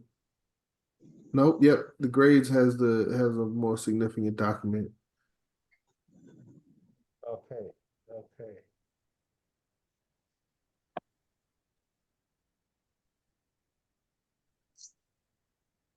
Yeah, we had okay. Y'all see my screen? Y'all can't see my screen. Okay. You sent this the 28th.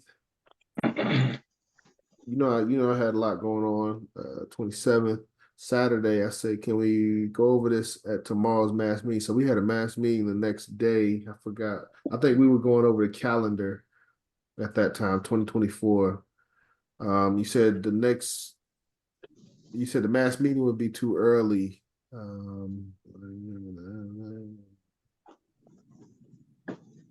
Yeah, you wanted, if you finish reviewing them, we can send them. Oh, okay. I was supposed to send them to the officers. Then after we shared the bylaws, go over executive body grades. So I think we planned on it, but bylaws took a little bit longer than we expected. I can send you the update sometime during the week. You got an update to this? Yeah, because what happened, I just added what you gave me 15 minutes ago about those who did their written assignments. I think that's item number 19. Item number 19. So I wrote down 100 for everybody who completed it and 80 for Eric. Gotcha. Okay. All right. Yeah. So y'all gotta be aware. We are keeping track of what's going on. And we want everyone to succeed and to be knowledgeable. But the key thing is again, as I've said in the beginning, being present. We wouldn't know these things if we weren't here.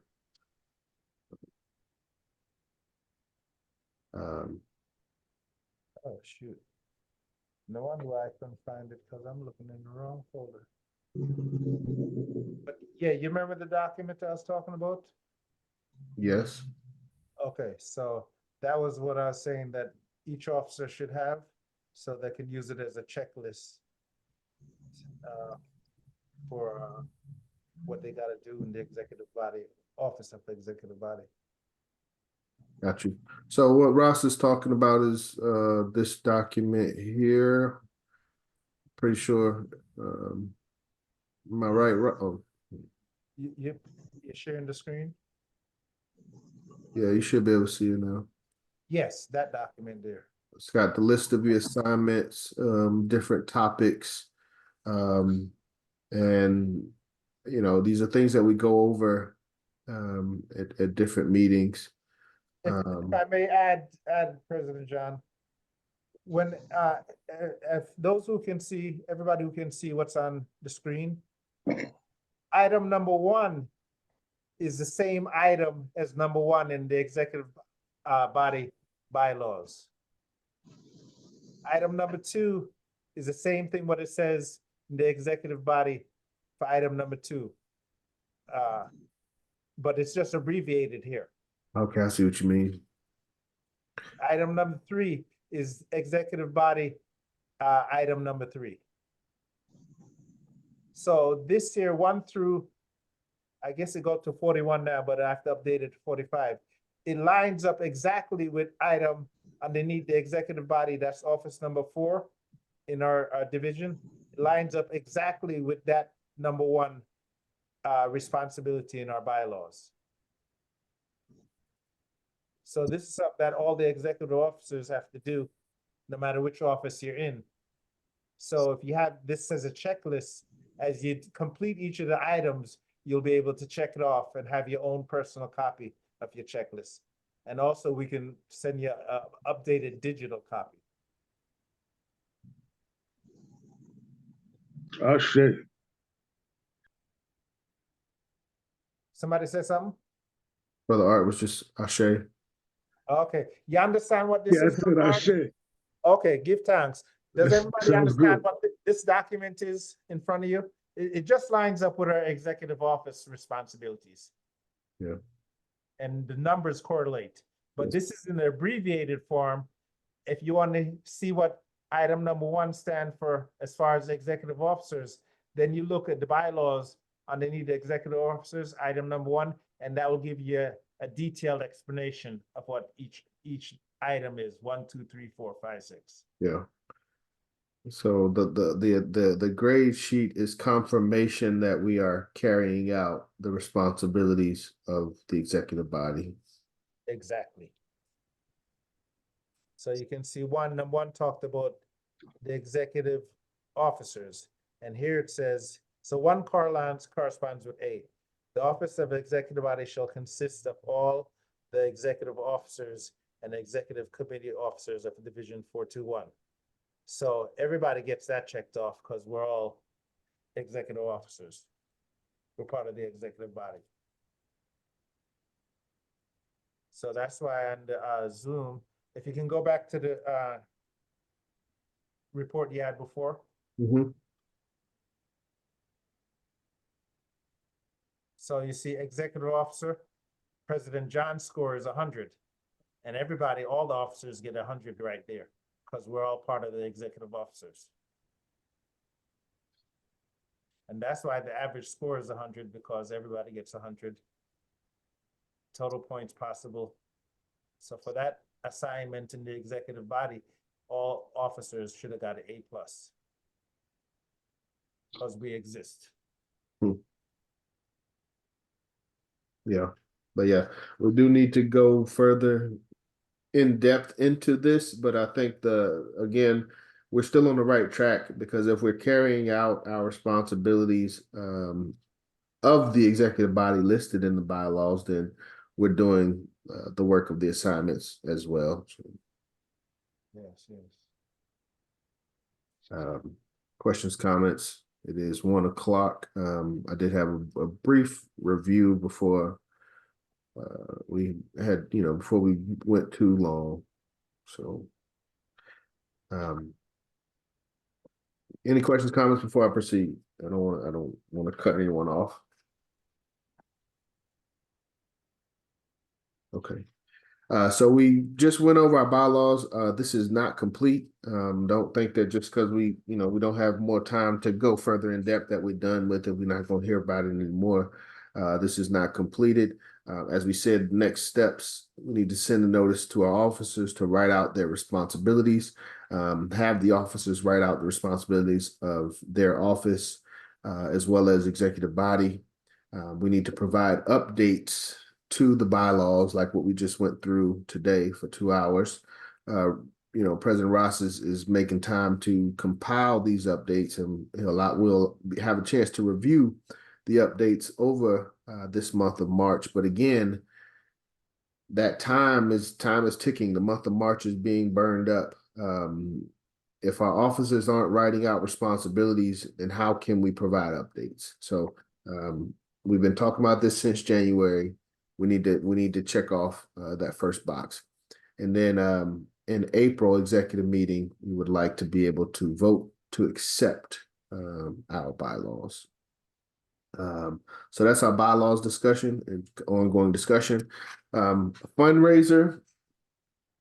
I would like all of our officers to be able to commit to 25 tickets for our fundraiser. Everyone should have gotten an email for that yesterday from myself on behalf of our division.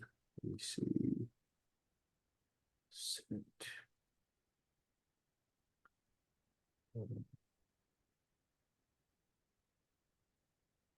What's in this inbox?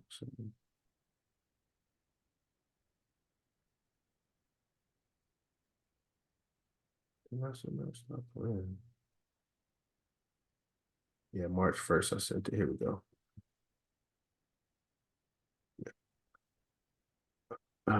So I'll share this letter with the executive body.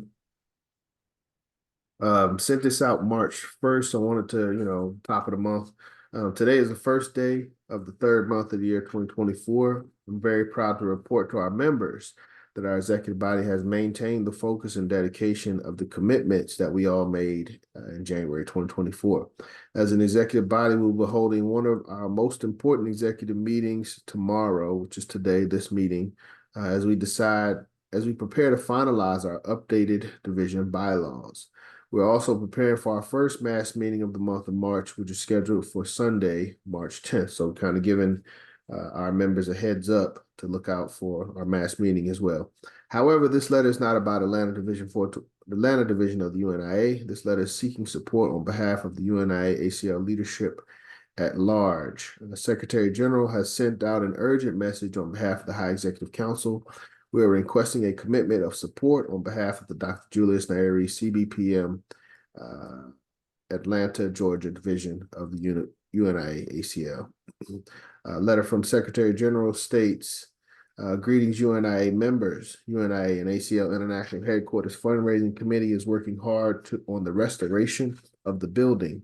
It has been a while since we have come to you asking for help, but we all know the fundraising is ongoing until we have finished all the repairs. Today, we're asking you to help with the next fundraiser, an all-division raffle. Please see the attached raffle letters for details. Also attach this fundraising letter to use with your friends and family. You can also use the donation sheet if you want to give a donation. Please make sure that all members of the division receive this email. So we took care of that as of yesterday. Do we have a goal as a division? As far as raffle? As far as the sport, yes. I would say, $500 is the first number that comes to my mind.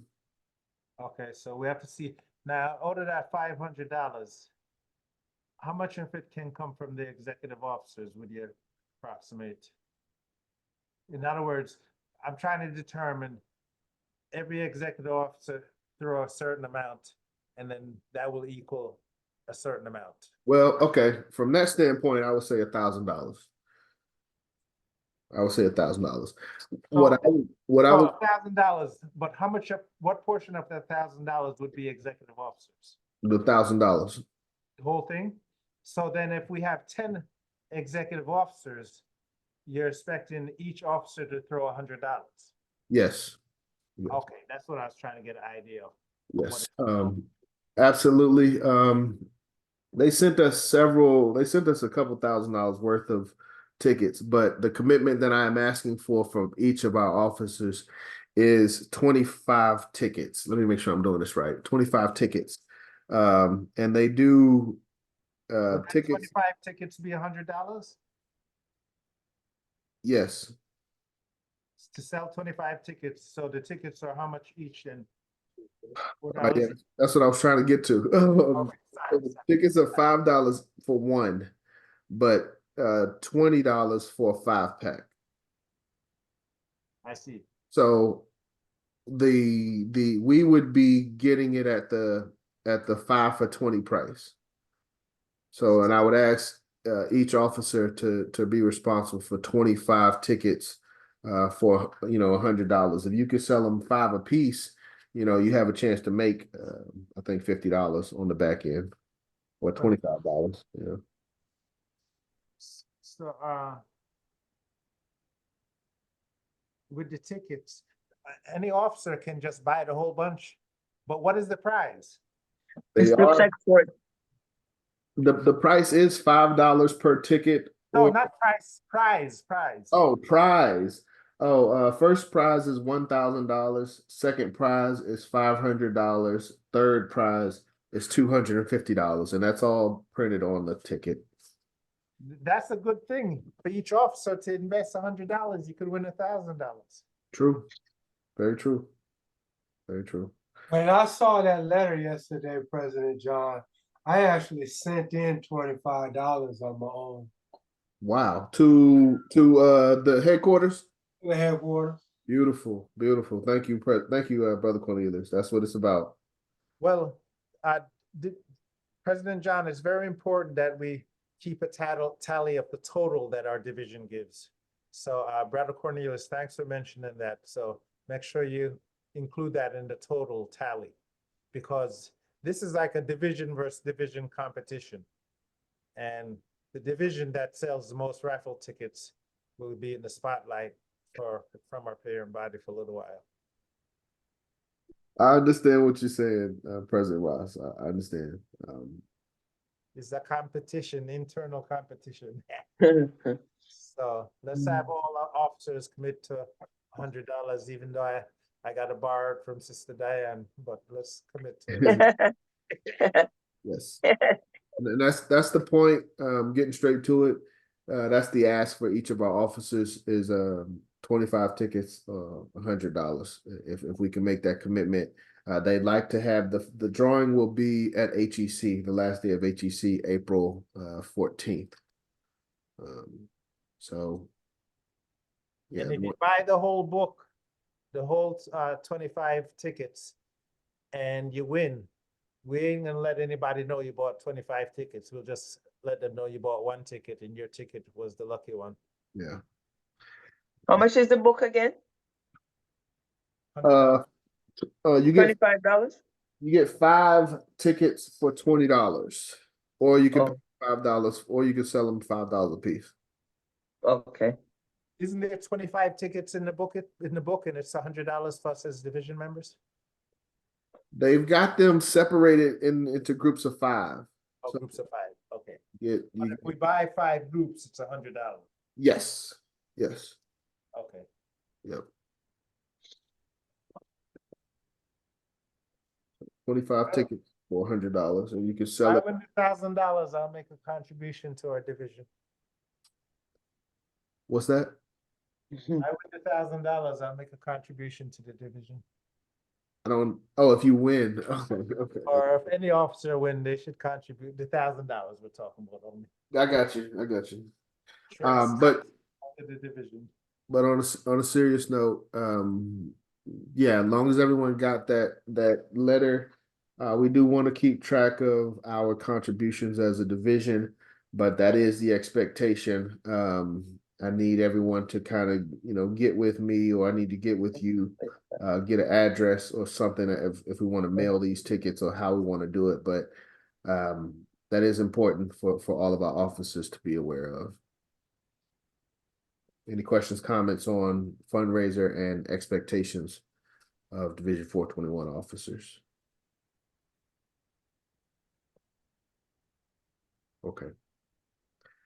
Okay, if there aren't any questions for that, again, thank you for your patience. Please, continue to be patient with me, because there are a couple things that are fairly important Let me stop sharing. HEC is coming up, and the Secretary General has sent out documentation for resolutions, and I believe I forwarded that out already. But that's something I don't want to overlook for this meeting. So I'm gonna make sure we are aware that, again, that's something where the clock is ticking.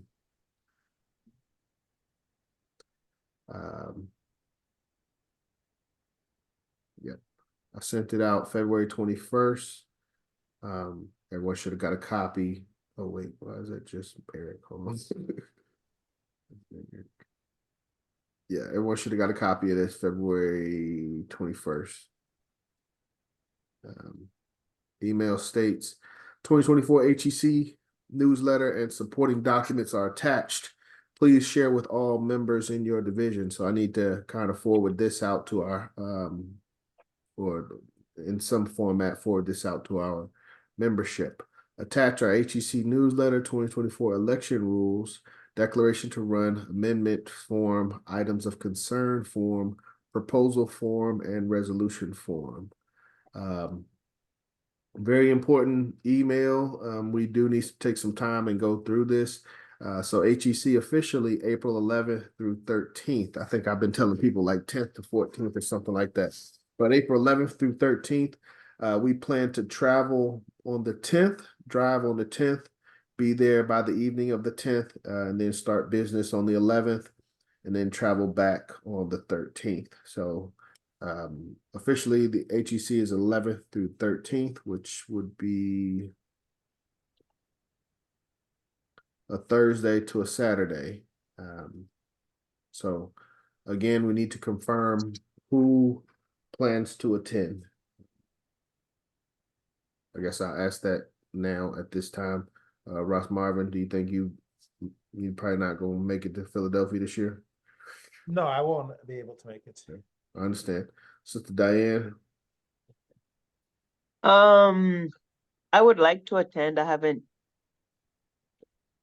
solidify everything yet though. Tentative attendance. okay.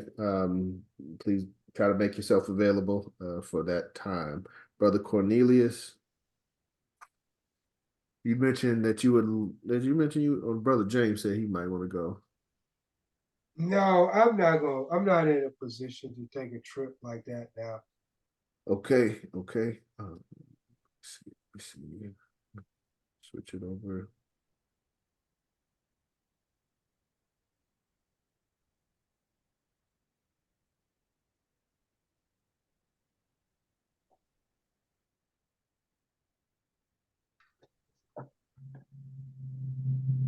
I think Brother Eric mentioned Sister Diane possibly. Brother James possibly. Okay. But at any rate, email is out there. HEC Philadelphia. Purpose of HEC. HEC is where we will decide the agenda for convention. 66 International Convention will be in New York. We'll be looking at possible topics and your resolution suggestions, amendments, election year. Those who want to run for office must declare by the end of HEC. They got this on the purpose of HEC. That's interesting because I mean that is some of the purpose of HEC, but as I read in the Constitution, what they didn't list, part of the purpose of the HEC is to discuss any issues or grievances is the best word that comes to my mind, but any issues that any member has is to be brought to High Executive Council. So Yeah, can we ask them about online voting? Checking with. yes, we can.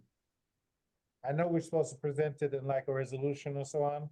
Yes. But if we can, I think we should definitely just not sit back and allow New York to control the leadership of our government. Because if every 4 years when we have election, the convention is gonna be in New York. And you only can vote if you go to New York. Therefore, there's dues paying members in Atlanta and all over the world that can't make it to New York. So, but they're being taxed. We have to pay our assessment yearly, but yet we can't vote for the president general. And back in 2020, the parent body had said that they'll investigate online voting so that dues paying members can vote for the president general. I think that's so vital because they removed the delegates from the Constitution. So therefore, without the delegates, there's no fair representation at the election convention for divisions who can't make the convention, but still they're paying their dues. We got to definitely resolve that within our government so that members who pay their dues still have representation when it comes to voting for our president general. I understand it has not been a fight that we have been very successful at fighting. In fact, this past HEC here in Atlanta, that topic came up again. And the response was that, as you said, it was suggested around 2020. And the response was, it's 2023 now, and there has not been any progress. So they're considering it a failed attempt to do online voting. That came up where? Here in Atlanta at HEC last year. And what happened? They knocked it down, or was it something that? They said, we looked at it, it didn't go anywhere. So we're not going to discuss it anymore. We looked at it and it didn't go nowhere because there was nobody making it go no place. Right. I'm with you. And that's something that was in my mind, was how much funding did we put into the investigation and research? What type of professionals did we have actually working on it? Or was this a voluntary charitable effort that was supposed to be proven out?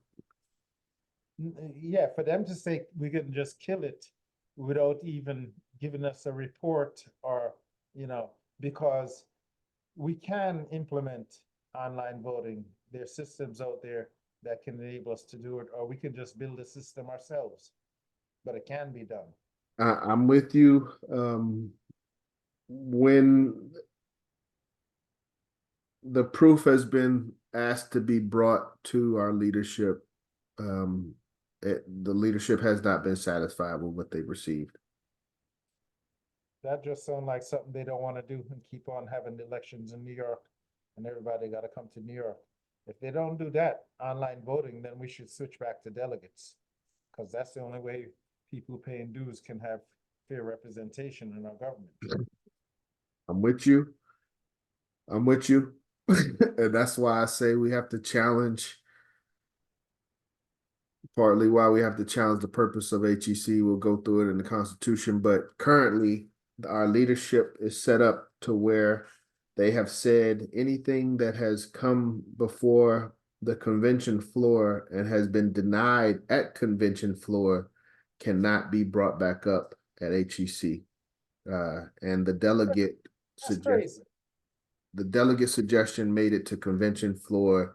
It was denied at convention floor. So our leadership is saying that it must be it can only be represented at convention. At convention? Yes. Oh, well, then that's okay. As long as we can represent it. Okay.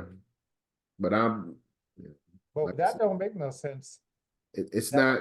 It's only can be represented at convention, because are they gonna make room at the convention agenda to have it represented?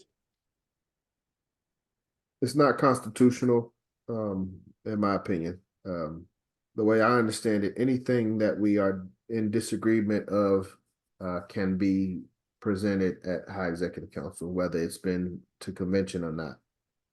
Exactly. So that is what I'm pushing for. Well, President John, I got inside our account, and I text you the information. How we looking? Look at it. It's in your text on the Zoom. Oh, text on Zoom. Yeah. Ah, okay. All right. So how we looking? Not bad. Not as good as I would like, but not bad. You wanna share it with our officers? Let me see. I'll just say we have over $700. If that, but honestly, we're probably gonna spend about $400 on that just to take care of our assessments. The next financial report. Yep. For January for our active member assessment, that's gonna take a good $400. So that we've had at least 40 people pay their assessments. for this year. Yes. Okay, well, that's good news for us, because our active members is always in the 40s or more. Yep. So most division don't even have 10 active members. It's a good thing.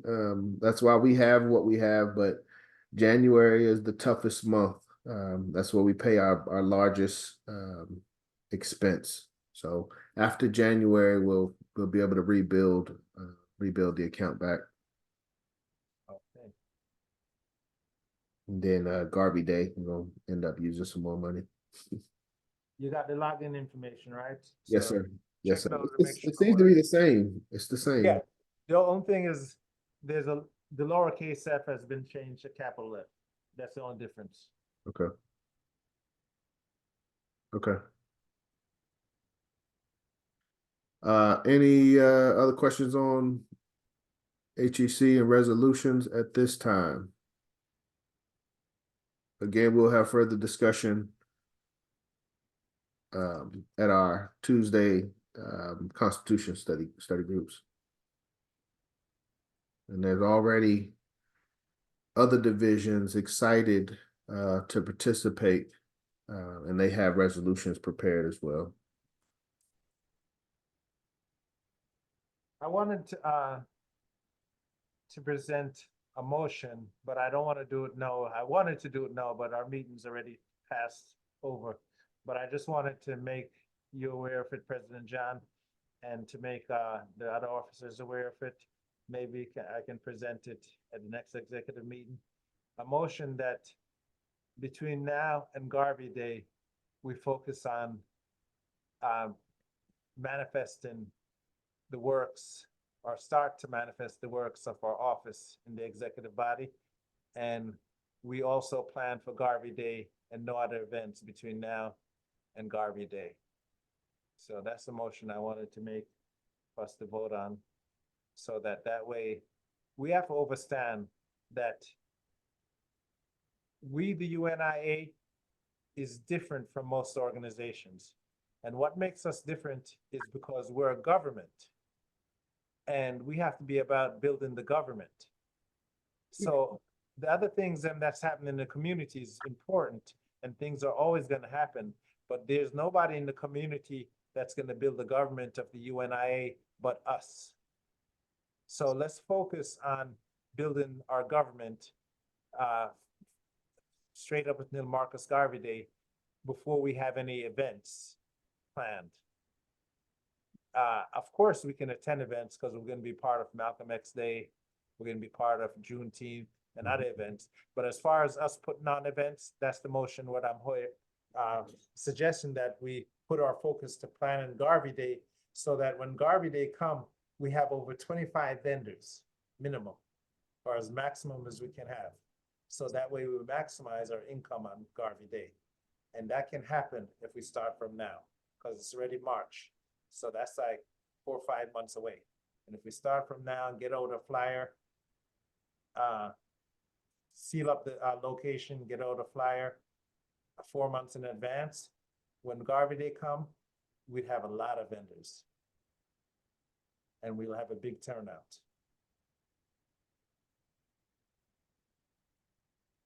I would like to, yeah, I'm going to be neutral on that. I'd like to just chair that vote, not pick a side. The challenge is how strict we would be to that. And the reason I'm saying that, Lady President just reached out to me recently, not about an event or anything, but she has come across some additional resources that can be used for charity. And I'm not sure how long, the access to those resources may be limited by time. There may only be a certain window in which we can use them. So opportunities like that, it's not a event, but we were discussing, so I guess it is kind of an event, charitable events where we would have things that we could give out to the community, but not we wouldn't need to rent a building or anything like that. It would be more of a park, giving out things type of event. And that's what I don't want us to, I don't want us to overlook that. And I know that can somewhat be distracting, but I understand, and I'm thinking the same, along the same lines of Garvey Day. We do have a great opportunity to start planning early and be very, very effective for Garvey Day. And I think that is the right strategy. But I don't want to miss out on some opportunities that we have that could be limited by time. Well, the main key is that as long as all of our executive officers take care of their executive office responsibility and their office responsibility, we're on the right track. Okay. I'm with you. Well, oh. I don't want any external things take us off what our responsibilities are to our government. That's why the UNIA is different, because we're a government and it's only we who know about the government, and we have to be responsible to build the government for all Africans here in our jurisdiction. Yes, sir. Absolutely. Yeah. We got to keep the main thing the main thing. That's what they say nowadays. And the main thing are our responsibilities as officers. All right. Any other questions? It is 1:30. I do have two very short updates. We went over, that was kind of touched on future programs. And Brother Malik he also had laid out, Brother Malik laid out some information. So we got to definitely get back with him so that he can express his vision. Well, I wanted to respond to that, but I'm gonna only respond to it in the email, so. Okay. I seen it and it's a good thing, so I definitely got to respond to it. Yep. Yes, sir. So yeah, I'll let Brother Malik, he's been working behind the scenes on membership, I think helping to some proposals to help grow membership. So we'll let President Ross respond and let Brother Malik speak to that himself. Another thing, exams. So let me see. This is for Sister Diane and Brother Art specifically. We're supposed to be doing exams today. When would you all be available? And we also have next week if this week is not good, but if a 4-hour slot sometime today, that would work. I will be available on next week to complete my exam for the Message to the People course in African philosophy. Okay. Next week I was planning on doing 10 to 2. That would be the normal time, 10 a.m. to 2 p.m. Okay. Okay. Me too. Brother Art, next week, 10 to 2? Yeah. All right. Nobody wants to take the exam this week. That's fine. All right. Next week. And also, Is that available for everybody? Because I was gonna wait till next week myself. Yes, that's fine. Yes, that'll be, I'll send an update to all executive officers. also, President John, I just want to big you up for that exam, because I received the email and I was looking at the questions, And to know the answers to all those questions in the exam is so vital as Mm. far as imprinting the UNIA into your mind and Thank things. you. So Thank that's you. an excellent exam you created. And also, I wanted to know, is it an open book exam? Because you put the page numbers of the answers right next to the question. Yes. Now, brother Ross, you don't need to tell him that. Oh, shoot. Listen. You're right. All right, y'all laughing. Y'all acting like I don't know what I'm doing and what I'm putting out there. It is open book. I'll ask everyone now, and Sister Diane, we talked about this last Tuesday. What is the requirement that our ancestors had to do in order to pass the course of African philosophy? They That's had to write out everything, the courses by hand. exactly. So, you get a certification, you get a pat on the back from me for, going through and I consider this somewhat of a contract, confirming that you know the answer to these questions, you know where it's written in the book, Mr. Garvey's perspective. But I've also said that if we, want to have any level of respect from our ancestors, we have to do what our ancestors did. And they had to write out everything in their own. So this is a modern day good job, but let's not forget what the real requirement is.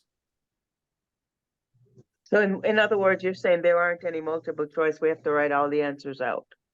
I don't think there are any multiple choice that I remember. Just have to give the factual information. I might even take it then. I don't know yet. I took it one time before. But If you've got, yeah, it's just confirmation of what is in the book. It's almost a short reading through the book. The entire book in 4 hours is what it comes down to. Some of these things you'll know off the top of your head, but a lot of it you'll have to go through the book.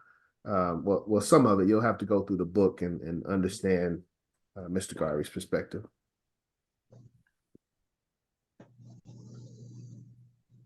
But yeah, okay, next week, 10 to 2, we will have our 2024 examination for the course of African philosophy. I look forward to it. Okay. Okay, last thing. Any other thing? Anything else before I go to this last note? So Brother Macias is not here. He's doing all right. But unfortunately his brother passed recently, February sometime. For the day, If you want to in closing, if you or a couple minutes. Matter of fact, no, just save it for next meeting. Save it for next meeting. you breaking up, I can't hear you real good. Save it for next meeting. That's his brother in the picture? Yes. Oh my gosh, he's young. Yes. Do you know what happened? No, I have not asked them those details. So August 89 to February 24, that's 24 years old, I believe. Or is it 34? 34 years old. That's 34 years old? Wait a minute. Yeah, that is. He's 34. Wow. Too. Wow. What is the Cashapp again? $ UNIA 421 fund FUND.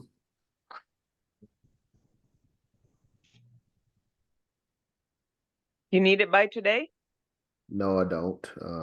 His service is on the 9th next week. I'll get Okay. before that.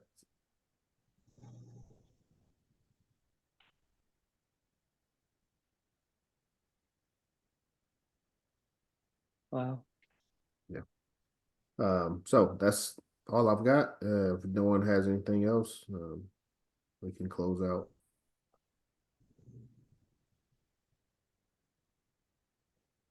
Yeah, it's been a good meeting. Yes. Thank you, everyone. Thank you for your time. 1:41, we will close out and we'll see our officers next week for exams and also mass meeting next week. If there's anything else we need to discuss, please, yeah, be aware, be on the lookout for your emails. I provide that email with the next steps for all, Wait a second. I thought our mass meeting was on a Sunday. the 10th. Yeah, All right. next Sunday. Right, okay. I don't know if I said that right, but No, okay. No, you focus. said next week, the Saturday, you was talking about the exam next week, Saturday. Okay. The exam is next Saturday. Mass meeting is Next the Sunday. day after. Yeah, exams. Yeah. So yeah, for officers, our focus is right now at our bylaws and updating our bylaws. So if there aren't any questions, we'll close out. One quick question. Brother Ross, where did you say you saw the question sent out? Yeah, the email, President John sent us an email with the exam coming up. And he sent the copy of the exam with the questions and the page with the answers, where you can get the answers in the book of message to the people. The only thing I got is hold on. Let me see. Okay. I do have it. Cool. All right. Thank you. Thank you. Thank you. Thank you. Thank you. Thank you. You're welcome. So Okay. No, you can cheat. that's see, people think I that can't cheat. I have to have a photographic memory to cheat.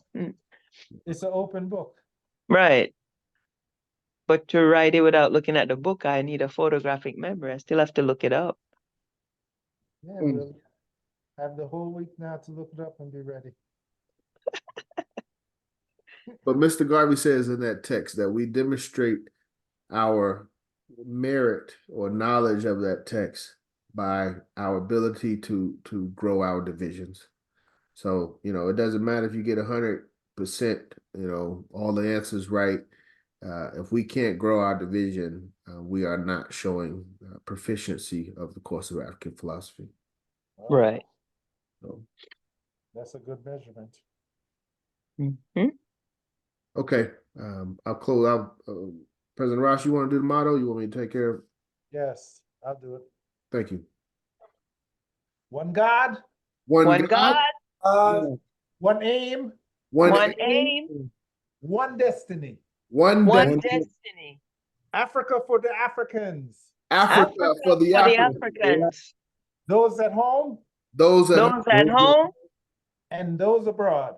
and and those abroad. Race first. Race Race first. first. Thank you. Great job. Great meeting. Peace and love, everyone. Have a great day. See you next time. Okay.